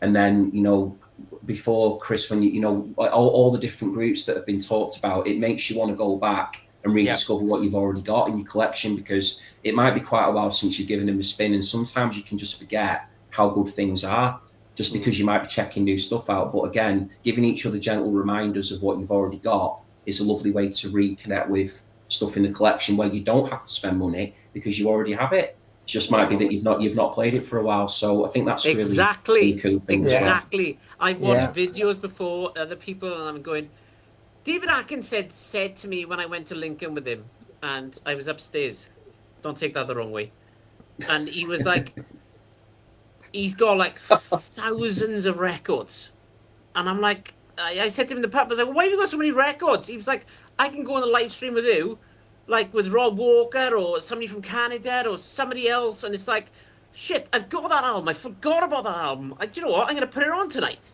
and rediscover that artist or that band or that kind of stuff. Unless it's jazz, and then I don't really give a shit. But you know what I mean? You're again the subject. It's kind of... Anyway, talking about jazz. Here we go. Come on, Em. Where you go? I knew this was coming. Do you want me to show a jazz album? I would love to show a jazz album. I'll go to the toilet. I'll come back. All right. Okay. I call this White Guys in Jazz. White Guys in Jazz. What? What's the? It's like Seinfeld. What So- kinds of for it. jazz? All right, I'll show Go one. for it, Cam. I want to I see wasn't Cam. going to show Come on. one. Yeah, let's have a look. We want to Come on see in. him. Yeah, I want to see it. He's gonna have He's a got to drink take a first. swig. He's Yeah. gonna Well take then, a swig. alright, Go on, fine. Chad. Take a swig. Go Cool. on. So I know Mazzy showed this.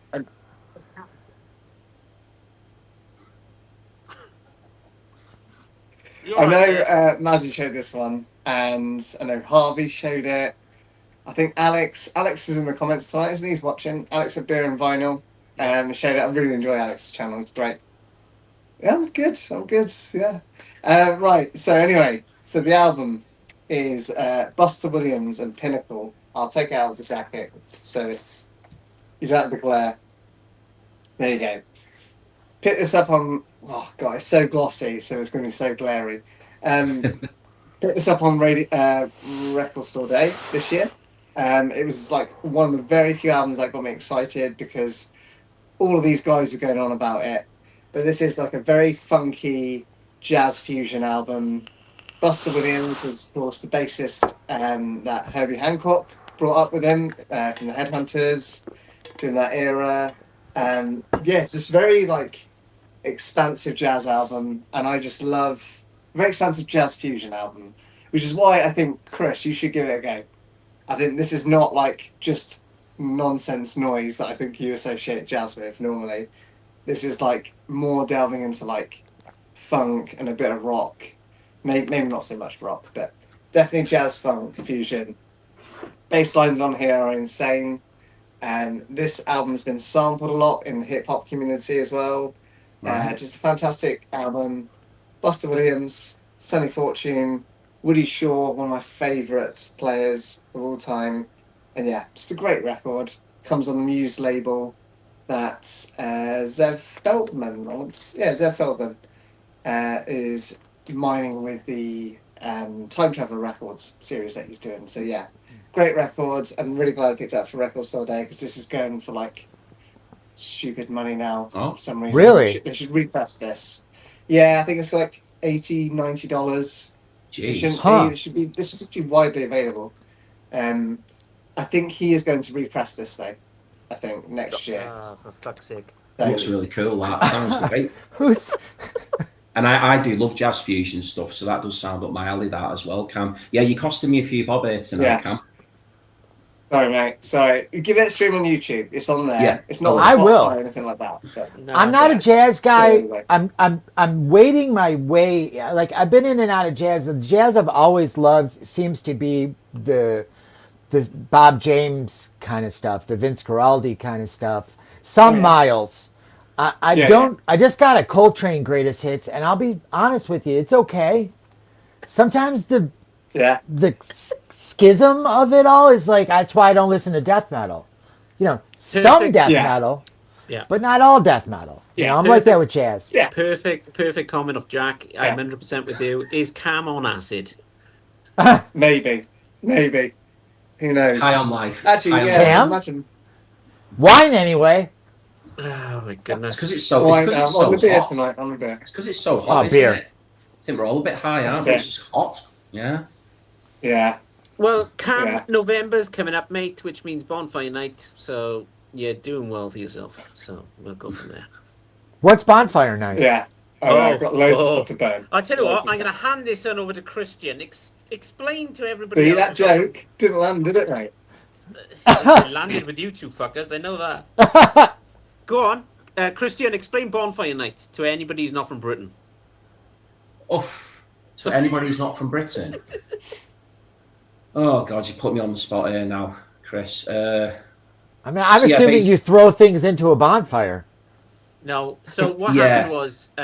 It's the Guy- history of it. It's Guy Okay. Fawkes, isn't it? So Guy Fawkes... Oh, okay. I know Guy that Fawkes, story. He was going to Okay, blow up Guy, the House Guy of Fawkes Parliament. tried to blow up the Houses of Parliament, didn't Yeah. succeed, and from every year Yeah. since then, we've celebrated trying to blow up the Houses of Parliament and the government because we hate them all by putting Guy Fawkes on top of the bonfire and lighting it and celebrating with fireworks. So that's where Jesus. fireworks come from, and that's where fire comes from. So there you go. I want to be there for that.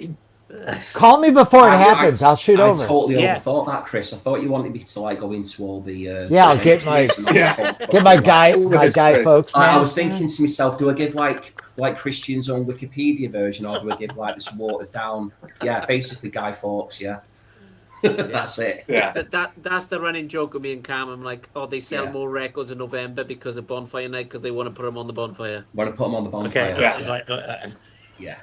It's a big thing here, Christopher. Though bonfire night, you know, there's Yeah, lots It of is.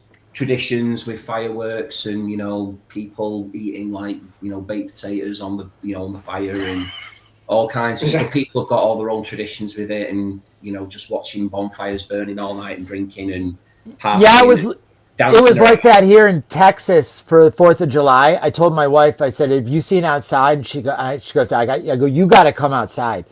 And if you looked on the horizon, it looked like Afghanistan. It looked like Iraq. It looked like Oh wow! what's going on in Ukraine. The amount of explosions just all the way across, and it didn't stop. It was like a life screensaver, a fire. It was insane. Insane. Christopher, nice. there's a reason why the White House is white.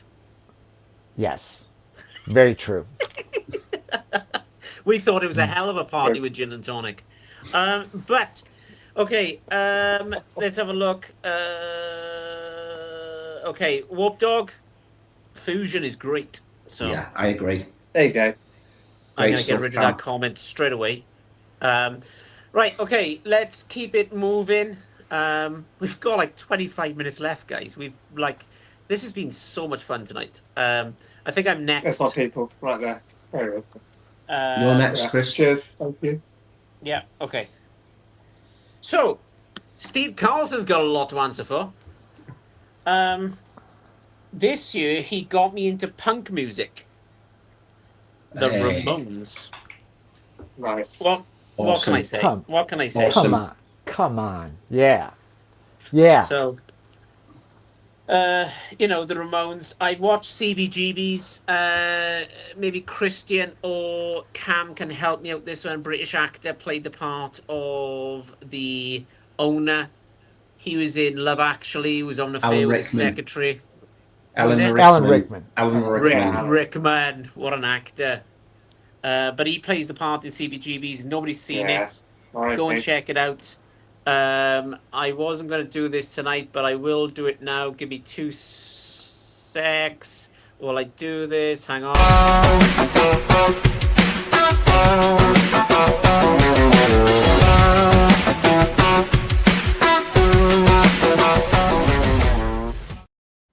So there's your recommendation for this week. It is CBGB's with him. That's how it got me into television, and I still haven't picked any albums off them. But like the Ramones, and I got into punk music. Me and Christian did a punk episode, I think, with Steve Carlson and Ian Yeah. from Cardiff. I'm trying to think. We had Joe on there. Was there somebody else? I'm trying to think. Sorry if I forget your name. No, I think that was everybody. I It think. was okay. Oh, and me. I think I'll take responsibility for that one. But this is still my Apologies. favourite Ramones album. Yeah, of all No, time. it's good. It's magnificent. good. That. Yeah. I saw them at the Detroit State Fair, and there was about 30 people that showed up, and the sound Jeez. kept going out, and eventually, third song, sound keeps going out. Joey walks off. Joe over, and everybody's like, "What happened? What just happened? Did the Ramones? Are they? Is that it?" And I was like, "Well, you can say what you want, but that was punk fucking rock right Yeah. there." That's it. Goodbye. It. Yeah. Yeah. No encores, and just get on with it. Off you go. Yeah. I'm just gonna And Dean- keep. And Go on, Dee Dee Chris. Ramone was a fixture. He lived Nice. outside of Detroit, and if you went to clubs in that period in the late '80s, '90s, often a really good chance of running into Dee Dee.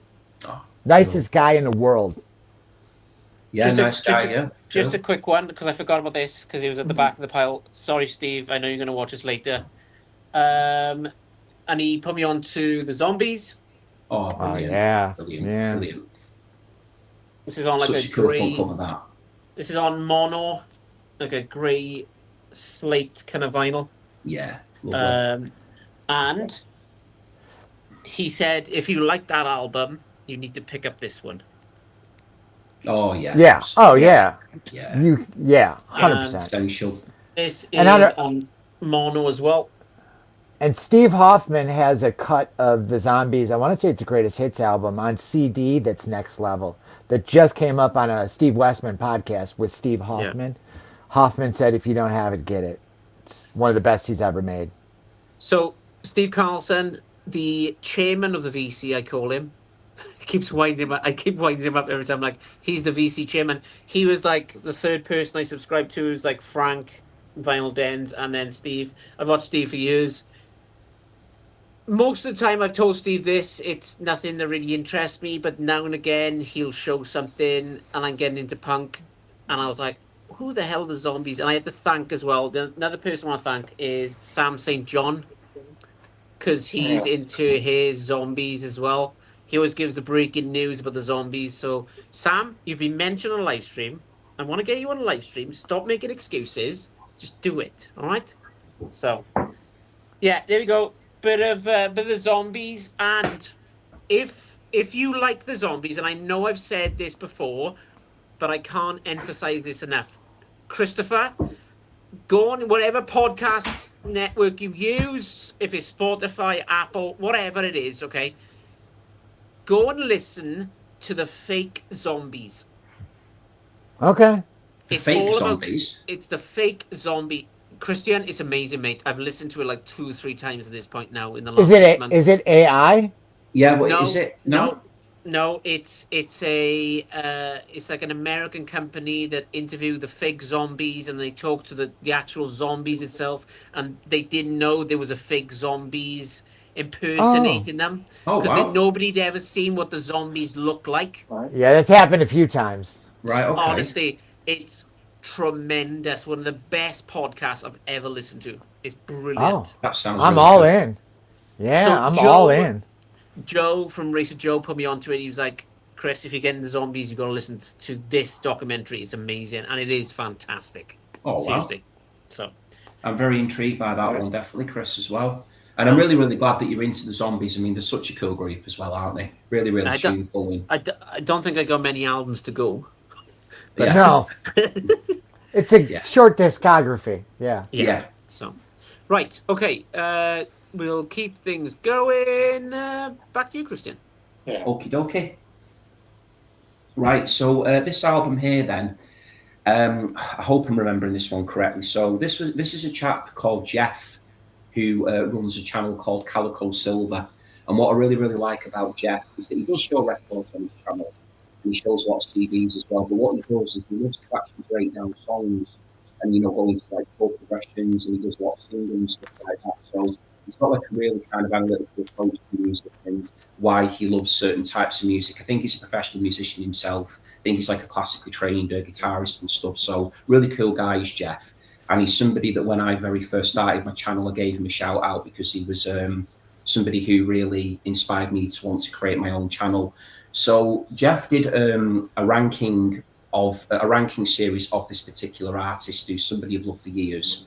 And whilst I already knew this album before I went ahead to buy it on vinyl, it was Jeff that kind of gave me that push to go ahead and just acquire this for my collection. And then from that, I started to buy more albums by this artist. So a big thumbs up to Jeff because he is just a great guy, and I always love watching whatever he's up to. So coming up next from me, this is my favourite album by this artist. We've got Lou Reed with The Blue Mask. Yes. Came out in 1982. So as you can see here, The Blue Mask, from an artwork perspective, simply takes the same front cover of Transformer, which came out 10 years prior in 1972, and just renders it in that lovely blue effect there. So this is a really superb album. It's quite interesting there that we were just talking about punks and stuff there, because you've got Robert Quine appearing on this album. Robert Quine is an amazing guitarist who was in Richard Hell and the Voidoids, and also as well, just to kind of link back to earlier on, when Christopher showed the Matthew Sweet album Girlfriend, Robert Quine plays on that album as well. So just a bit of synergy there that's occurred tonight with that. Cool. So yeah, Robert Quine, just brilliant guitar work on this album along with Lou Reed. You've got them coming out separate channels for the duration of the record. It's just got some of Lou's most beautiful compositions on it, in my opinion. He was 40 years old when he put this out, so he'd already had like his Velvet Underground, basically he'd already become a legend in music with the Velvet Underground earlier on in his life. But by this stage in his life, he was beginning to sober up. I think he was beginning to clean up from a few issues that he had, and he was starting to settle into domestic bliss when he made this record. So whilst I think people at the time thought that maybe Lou had lost his edge a little bit, in terms of the actual subject matter on this album, I think he continues to really deliver the goods. The title track here, The Blue Mask, is one of the most pumped up, rocked up things that Lou Reed has ever done. If there's ever a song that I could recommend that you please do listen to by Lou Reed, listen to the title track, The Blue Mask. It's one of the greatest things I've ever heard. Absolutely love that song. My House is a beautiful opening track on here as well. There's a really lovely track towards the end of the record, which is very poignant, called The Day John Kennedy Died, where Lou Reed is just basically recounting what was going on in his life when he heard the news about what had happened to JFK. And then it's got a really gorgeous closing track called Heavenly Arms as well. So he's got a really great band on here with him. He's got Dwayne Perry on drums and Fernando Sommers on bass and backing vocals as well. So for me personally, this is Lou Reed's best solo album. I love it to bits, and I really do hope anyone tuning in who might not be familiar with it, please do check it out, The Blue Mask. Great album. Have you ever seen Rock and Rule? Rock and Rule? I haven't. So no. It's an animated movie, and you can find it on YouTube. It was a Canadian animated movie, and Lou does one of the best songs in the movie. He's on the soundtrack. He has a song for the bad guy. He's sort of like the singing voice of the bad guy. Oh, it'd have to be the bad guy, wouldn't it? Yeah, I think you dig it. Yeah. Brilliant stuff. Now, I'll check that out, Christopher. Thank you for the recommendation. Anything that Lou Reed's involved with, I'll definitely check it out. I mean, the Velvet's one of my favourite bands of all time, so yeah, I'll definitely check it out. So that's called Rock and Rule, is it? Rock and Rule. Right. Yeah. Let me quickly go through the comments. That was a really good one, Christian. I'll have to. Oh, nice. He's one of them artists that I know of him, but I've never kind of done it. My good friend from Canada is Rob from Northern Revolutions. Hey, Chris and company. How's it going? Hope you're good. Right, I'm going to just show this comment real quick. Joey lived on the 10th and... on 10th and 3rd. Yeah. Hi, Jesse. Good to see you, pal. Another quick one. Jack, anyone ever saw the argument between Johnny Rotten and Marky Robe? It is a great show. It's the best. Right, hang on a minute. I'm trying to go down. 2 secs. Okay. If you like the Zombies, check out Blue Stone's solo album, 1 Year. Absolutely, yeah. Gorgeous album, that. That's a great shout from Jack. Yeah, 1 year, beautiful album, that. Yeah. And he's also saying the Zombies doc is excellent as well. Yeah, really good. I nearly pulled up Christopher's comment there because they flood down. It's like you two have never done live streams. I don't know if Chris has done live streams, but it's kind of awkward because you've got all these comments just flooding down, and it's kind of I'm trying to keep track and see what's going on with you lot as well. Right, okay, let's. Christian, I will definitely check that out. See you, mate. Yeah, let us know what you think of it if you do check it out, Chris. Okay. It's a great album, that. So, because I'm going to watch this later, if you're going to start with the Lou Reed album, would you start with that one? From his solo, do you know what? I probably wouldn't, even though it's my favourite. He'd start with Metal Music. I knew you were going to say that then. No, Metal Machine Music, yeah. Metal Machine Music. Yeah, if you want to challenge yourself, then maybe start with that one. No, to be honest, Chris, I think if you're going to start with Lou Reed's solo, I would start with Transformer. That's the one I would start with. Just because it has got some accessibility to it with the likes of, Perfect Day, Walk on the Wild Side, Vicious. There's some tracks on there that I think kind of would ease you in to Lou, because some of his albums are quite full on. 2 secs. Perfect Day. That was a Comic Relief song, wasn't it? Did he do the Comic Relief song for? No. So he wrote that. He wrote that. Right. And Lou actually appears at the very beginning Yes. of that. And then you Okay. get Heather Small with the famous, you Okay. So, Christopher, It's a mad in bit. the UK, we do a charity event every year called Comic Relief, where we send money to Africa.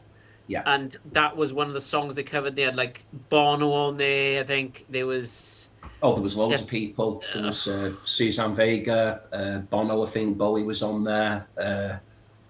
Recently? Emmylou Harris. No, this was years and years ago. Okay. I'll find out for you when it was. It I was like, years ago. people are still talking about Suzanne Vega besides me. I love Suzanne Vega. Oh, she's brilliant. Yeah.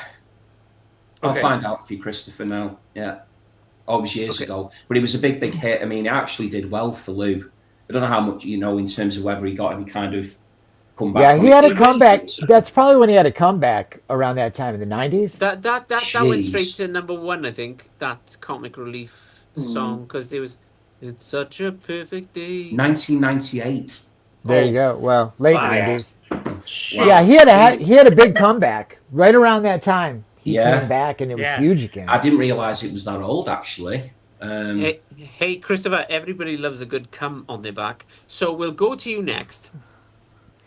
All right, I'm going to cheat a little bit. Because of what you guys have been showing, some of the earlier titles, I think you guys, so I grabbed it. I think you guys would dig this. This was this is just recommended by friends, put it that way.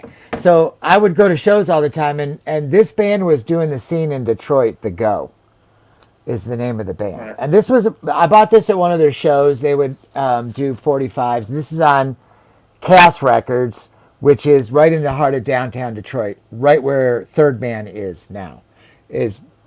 So this was a precursor. And this band recently announced that they're reissuing a Sub Pop album called Free Electricity. It was like a lost album. And the reason why this is happening now is because of Jack White being so famous. Jack was in the lineup of The Go at this time. Right. Okay. So look into The Go. I think you guys would all dig it. But the other one, I'm not a big, massive Jack fan. neither am I. He's a I'm more of douchebag. Yeah, I'm more of a fan of the White Stripes, if I'm being honest. I prefer their I'm a music. fan of Meg's. Yeah. Yes. I gotta watch my video. I don't get along with Jack. He doesn't get along with me, and it's a long time thing. It's been ongoing, but I'm friends with Meg. And when this was at its apex of confrontation, I said to Meg, "Can you?" And she goes, "It's his band. It's his band. I can't do anything. Right, yeah. If you're not getting along with me." Anyways, I digress. So this was recommended by, I'm in several movie soundtrack pages on Facebook, and there are not many video ones. There used to be one or two guys doing soundtracks.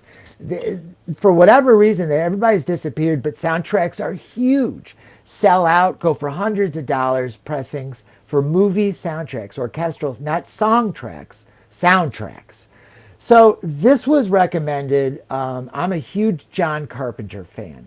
And I was in a horror forum for soundtracks on Facebook. And I want to say this was around the pandemic when it hit. So we were all locked down, and I knew this thing was going on sale. I wasn't making any money because everything was shut down. And I had to come up with X amount of dollars to purchase this. And I'd already had this soundtrack in a couple other versions, so why purchase it again? And what it is the soundtrack to John Carpenter's The Thing, probably one of his best known movies. Absolutely. But what made it sort of weird was when it came out, it didn't sound. The music is by Ennio Morricone, whom many of you know. So it was Ennio Morricone score to a movie that flopped. The soundtrack flopped. Nobody bought it. It goes for stupid money for an OG. And this was a repressing, second or third repressing of the vinyl soundtrack. But what was different this time was that many of us had thought for years that John Carpenter indeed, it's just a cheap little flimsy slipcover case, that John Carpenter had indeed stuck and done some tracks, and it turns out that he did. So what this is one version of this is the Ennio Morricone score. And that's the one that had been released before. It's on splatter vinyl, repressed by Waxwork Records. who continues to put out the soundtrack, but not this version. This, I don't think this has been repressed, but maybe one time. But the second disc is this, and this is the music that was added to the soundtrack by John Carpenter. So he wrote about 12 minutes of music, and the only way you can get it is on this. Maybe digitally. You can see people have posted this on YouTube. But as far as a physical copy of those John Carpenter compositions, and like I said, it's less than 15 minutes on two sides at 33. Nope, 45. So that's why it sounds so good. It's because it's on 45. It's a big 12-inch essentially. Yeah. But this thing, yeah.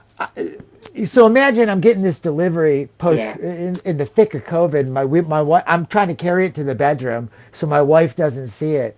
And we don't have groceries, and we can't pay bills, and yada yada yada. But Chris got John Carpenter on vinyl. Yeah. Very nice indeed, and what a great film as well. Nice. Yeah, it's one of my favorite. Not the favorite, but one of my favorites. What's your favourite John Carpenter Calloway film then, as well. Chris? Those are good choices. Yeah, my favorite is Escape from New York because Good choice. yeah, my wife knows Escape from New York is like my favorite Snake. movie. Yeah. Yeah. And this little guy is from the UK. I had to send away to Mutant. Are you familiar with Mutant Records? All right. Mutant Records is like Yeah, the hip place to pop. If you're going to do a soundtrack in the UK, you do it at Mutant. Cool. So Mutant is what happened to Death Waltz. If you knew about Death Waltz. Yeah. So Escape from New York, 100%. Cool. In fact, I'm going to the drive-in tonight to see The Evil Dead for my birthday, the new one. Oh. And my wife rented that drive-in and had them play Escape from New York from 1981 on our anniversary 8 years ago when we moved here. Oh, So- brilliant. Of course, Cam knows when you say hip. He's like, yeah, I know exactly what they are, mate. Cam's hip. Look, Cam was on my radar right away, and I loved I love his show. So we've known each other for a minute. Anyway, we'll move on. Right. Oh, Okay. talking about him. There you go, mate. We have. The yeah. floor is yours. I think we started around the same time as well, and likewise, I discovered you straight away. It's nice. It's all my fault then. Good. Right. Kinda. Come on then. Cool. Because he's in the comments, I wanted to shout him out. So why not?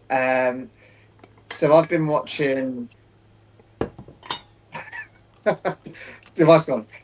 So it was I think it was it Graham at Cracking Vinyls done the 80s tag recently.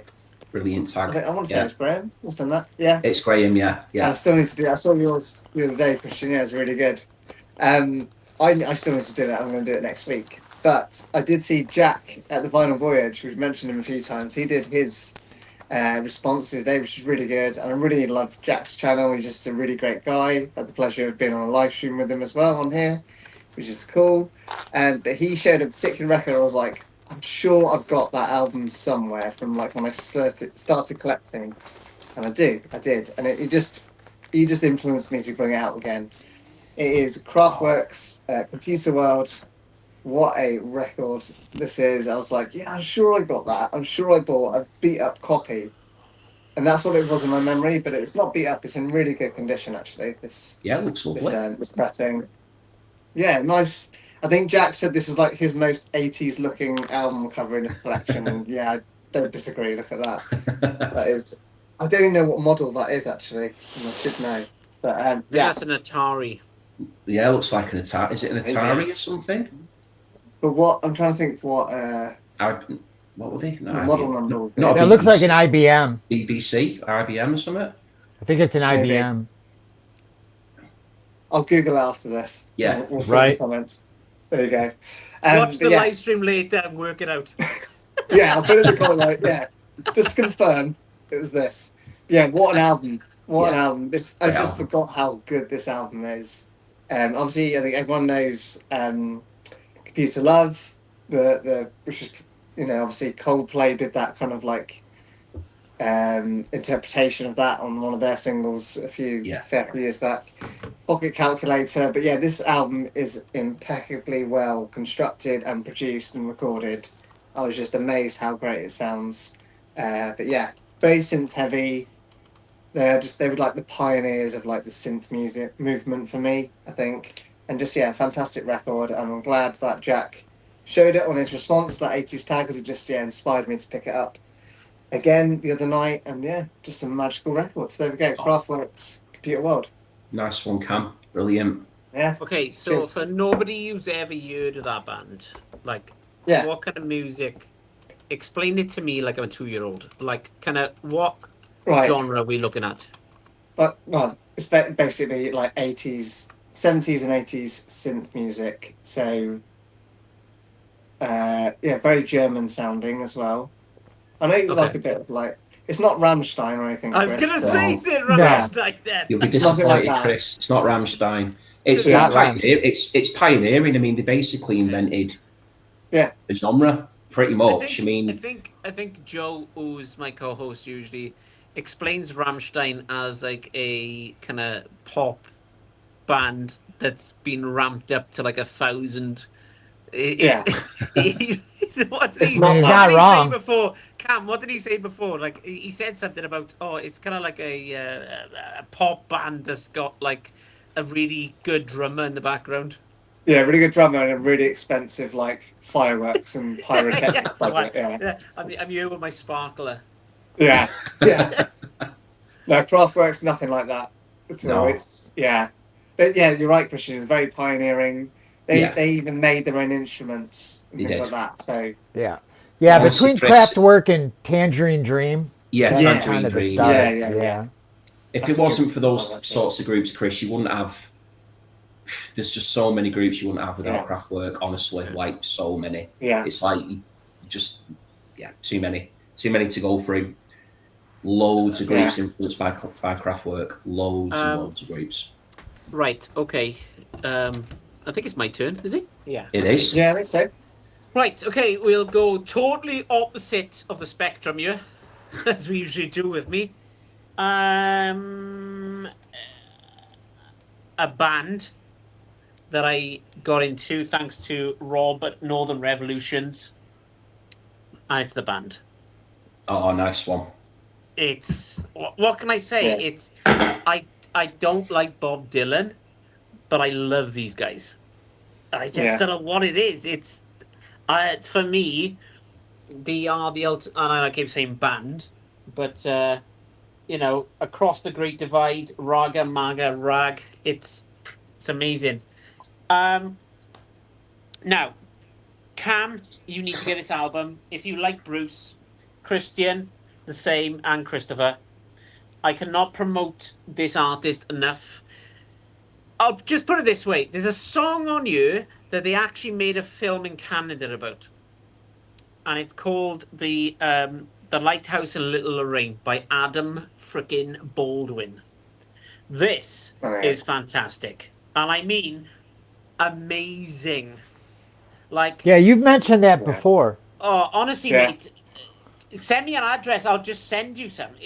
This is brilliant. It's fantastic. This is singer-songwriter, Americana, kind of Canadian music at its best. You can't beat this. Colliery No. 2 reminded me of my granddad being down the pit in Wales. Yeah. But like, you've got songs like Lighthouse in Little Lorraine. Watch the trailer. I'll put in the description the actual music video, and they made a film about it. It's not available in the UK at the moment, but it's just amazing. You've got one on your The Voice of Eastern Passage. It's Bruce. If you close your eyes, it's Bruce Springsteen doing acoustic. Awesome. Another one on your Causeway Road, and he's actually on Causeway Road. That is Causeway Road in Canada. But I just, at the moment, like, I love Canadian music, and this is the best of the best when it comes to Canadian music. Honestly, I can't recommend this enough.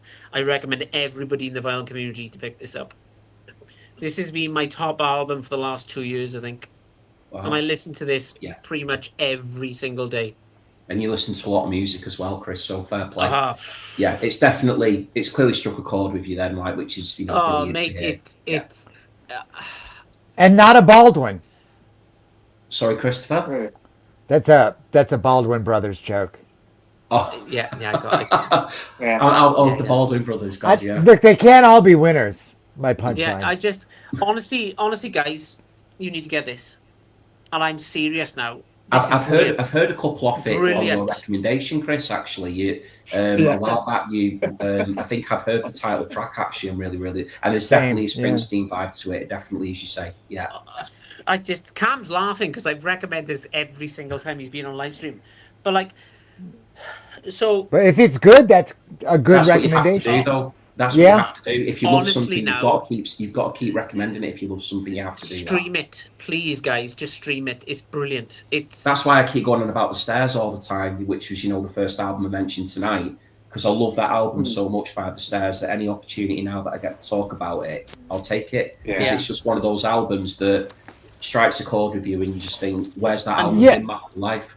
That's what's happening. That's what's happening with a lot of us. We're seeing things on each other's channels, and we're getting into them, and then we're spreading it.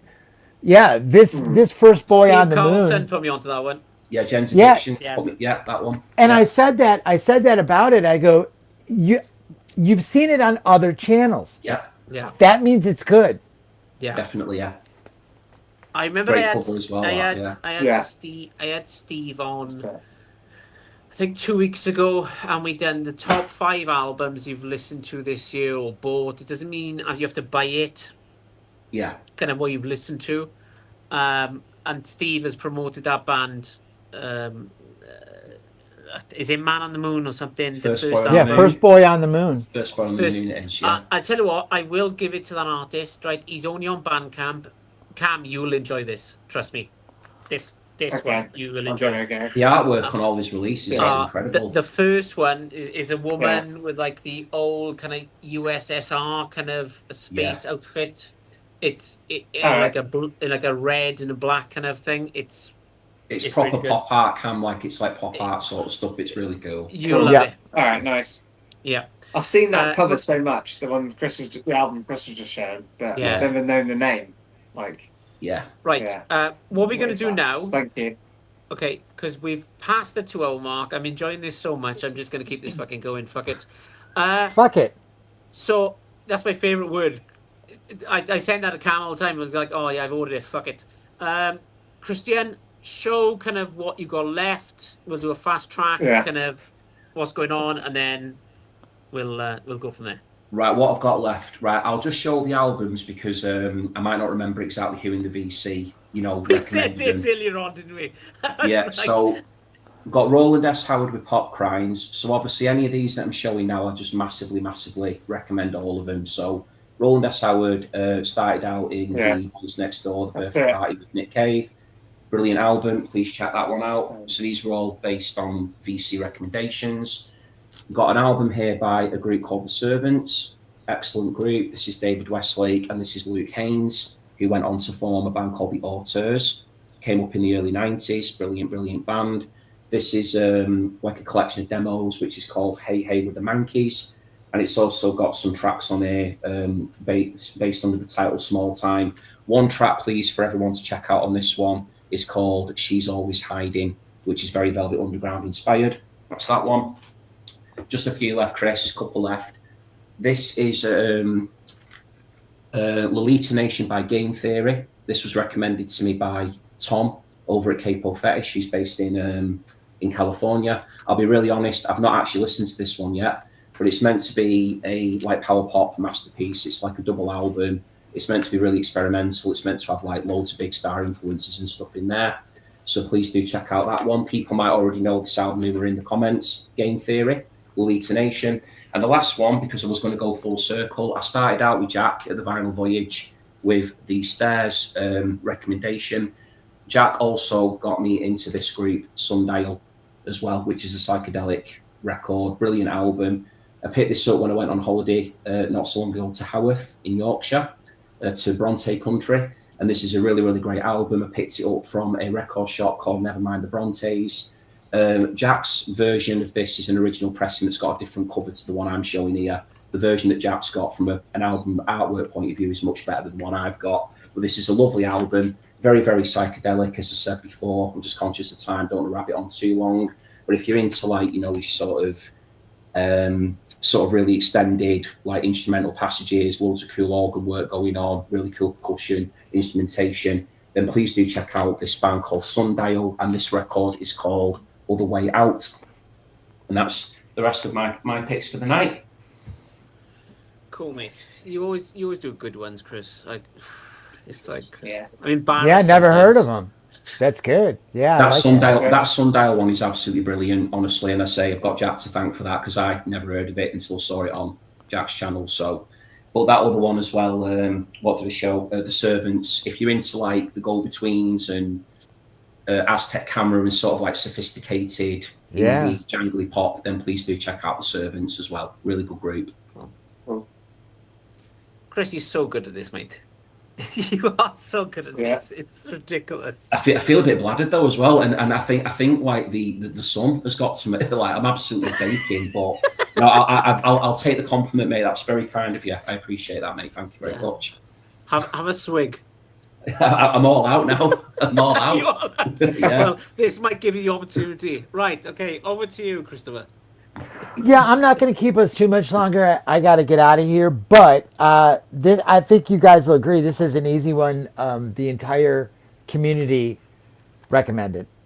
The world has recommended these guys. Oh yeah. And Brilliant. you know, to break through in 2026, the way this has happened with Defenders of bizarre. Like, I've had people at work say, so what, you know about records, what's with this polka dot band? And you may not like it, but I love the stirring up of the old boring pot that these guys have brought. Now, we could be here for another hour just talking about this band, but as far as inventive music, as far as well-produced and recorded music, for $25, $50, you've got their discography, and you're a kid starting out in vinyl. I mean, and again, Canada, right? Yeah. Canada band. So something's in the water in Canada right now, because this was next level. So that's mostly it. Yeah, I don't want to. Oh, you know, there's a guy on YouTube who does Prince stuff. It's the Purple Nerd is what he's called. Is it Cam by any chance? It might be. The Purple Nerd does deep dives on Prince, and I've been a Prince fan. I've been lucky enough to see him several times, once from the first row. I've been following all the side projects, and this was one of those forgotten things. Oh wow! It's The Family, and I came across a video. Yeah, I came across a video last night. They only did a concert once. Jeez. One concert from this band, and it just fell apart at the seams like every Prince side project, because Prince wasn't interested and he moved on. Yeah. But this is the son. I mean, because when you listen to these side projects, we talk about side projects from Prince, Apollonia, The Time. I listened to The Time yesterday. The Time is Prince and Morris Day, with like one Jesse Johnson guitar solo. This is Prince with overdubs of these two for the vocals. They're Prince albums. So if you think, you know, Prince never stopped. And the audio fidelity, I want to say this is a Bernie Grundman did this cutting, and this album's awesome. So good. The Family. Well, Cam and I absolutely love Prince, so yeah. That's where get on that. And that's where the Sinead hit came from. It was first on that album. Yeah. Yeah. That's awesome. Okay, cool. Cam, over to you, mate. What have we got left? Cool. I've been looking for that Family album, by the way, Chris. Yeah, I need it. So, there you go. I need it as well, now, Cam. I've got two left to go then. So we're in it together. I'll let you know when I find it then. Yeah. And we'll get it together. Fingers crossed for you, mate. Fingers crossed. Next band, I've only got 2 more to show then. And my signal, that's it. So my signal keeps on cutting in and out. Sorry. So I'm talking over you. Sorry. The Blue Nile. I'm sure David Atkinson has recommended this to me. Harvey, it's been the Black Circle. Christian, I know you're a fan as well. Sublime. What a record! Yeah, Sublime. There you go. That's all you need to say. Hats by the Blue Nile. Fantastic project from Paul Buchanan up in Glasgow. Just a beautiful nighttime record, like immaculately put together, like pinnacle 80s music as well. Yeah, Chris, I think you might like this, Mr. Man. You might like this. Are you sure? So that Are you that sure? one Are you sure? you might do if you you want sure? something to chill out to. I think Okay. so. Right. And then, last but not least, I think this was talked about a lot in the Big VC again, but Harvey, it's been the Black Circle, and Mazzy again talks about him. Ike White with Changing Times. This came out at Record Store Day this year. Yeah, this year. 50th anniversary of this record. Fantastic album, very soulful, R&B music, but the story behind it in terms of where it was recorded. He recorded this whilst he was incarcerated in prison, and yeah, you wouldn't know it from the sound of this record. Apologies for the glags, it's still in the shrink, but yeah, fantastic record from start to finish. His only record he ever recorded as well, but phenomenal talent. Unfortunately, just life got in the way of him, I guess, and he ended up in prison. But yeah, great record. That especially if you like soulful music, you will love this. So there we go. Yeah, that's my 2. That looks There you go, well Cam. cool, that, Cam. That looks really cool, that. Ike White. Yeah, I'm going to make a note of that one.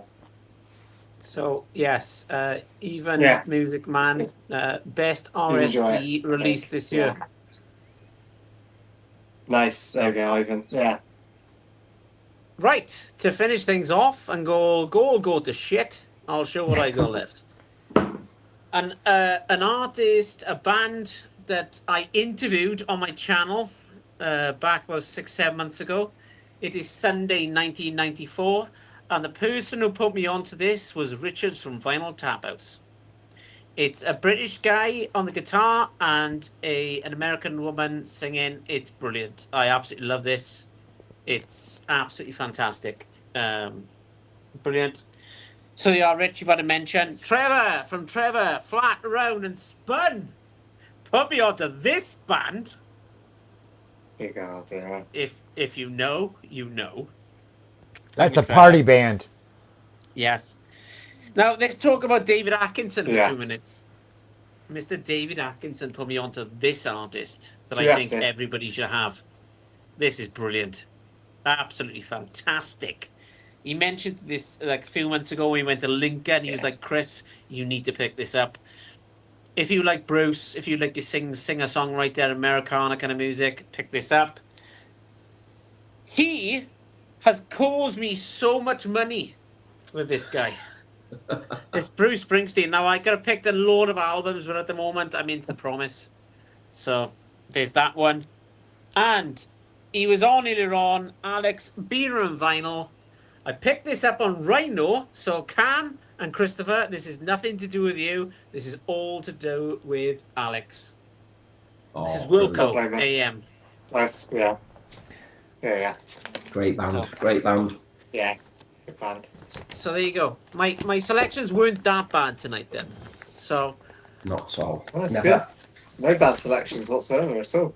are you? No. Yeah. Oh, Chris there you has go. got it as well. Christopher's got it as well. Yeah, it's great. Nice here we one. are. Can we just compare, Chris? What number have you got on yours? Well, it's still in the shrink, so I can't tell you Okay. because it's back. It's right there. There So- you go. So mine's 4,801. Should we find? four- Should I? Go ahead. So mine is 4,812 to 5,000. 4812 out of 5,000. Yeah.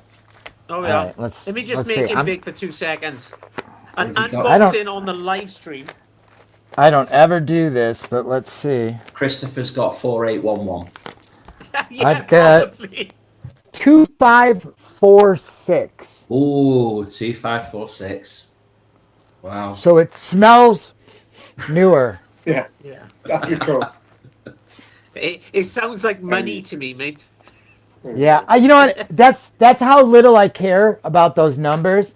That I keep it in the. If I get new vinyl, I keep it in the shrink. It's just a habit I had from being a poor kid, so I could care less about the numbers. Yeah, the only one you need the numbers for are the ones that have the smaller 7-inch. Yeah. Yeah. I am got it because I just put it away. But that one you've got, I think I've got 182. That's it. Did you get the one with the 7-inch? I did, but I give it away.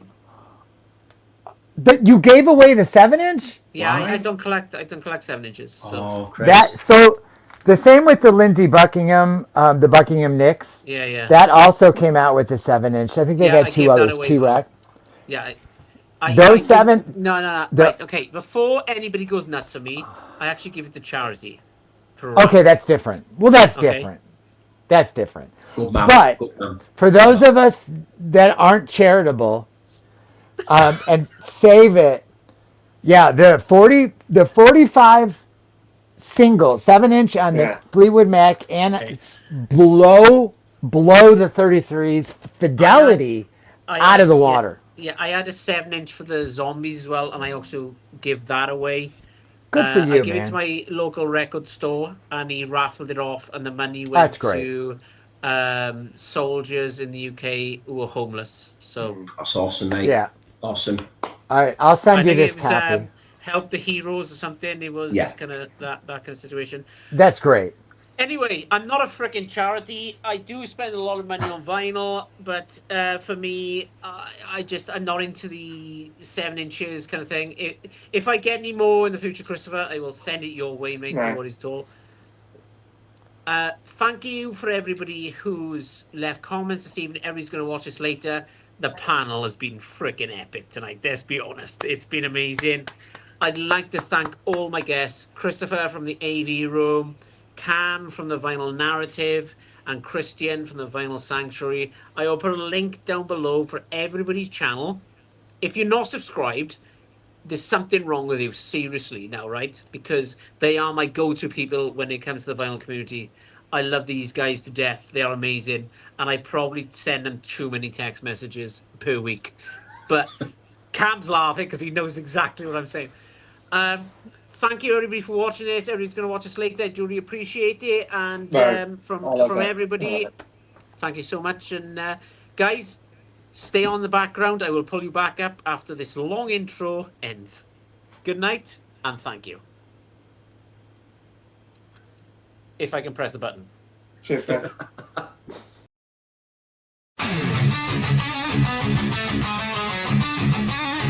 The Vinyl Man!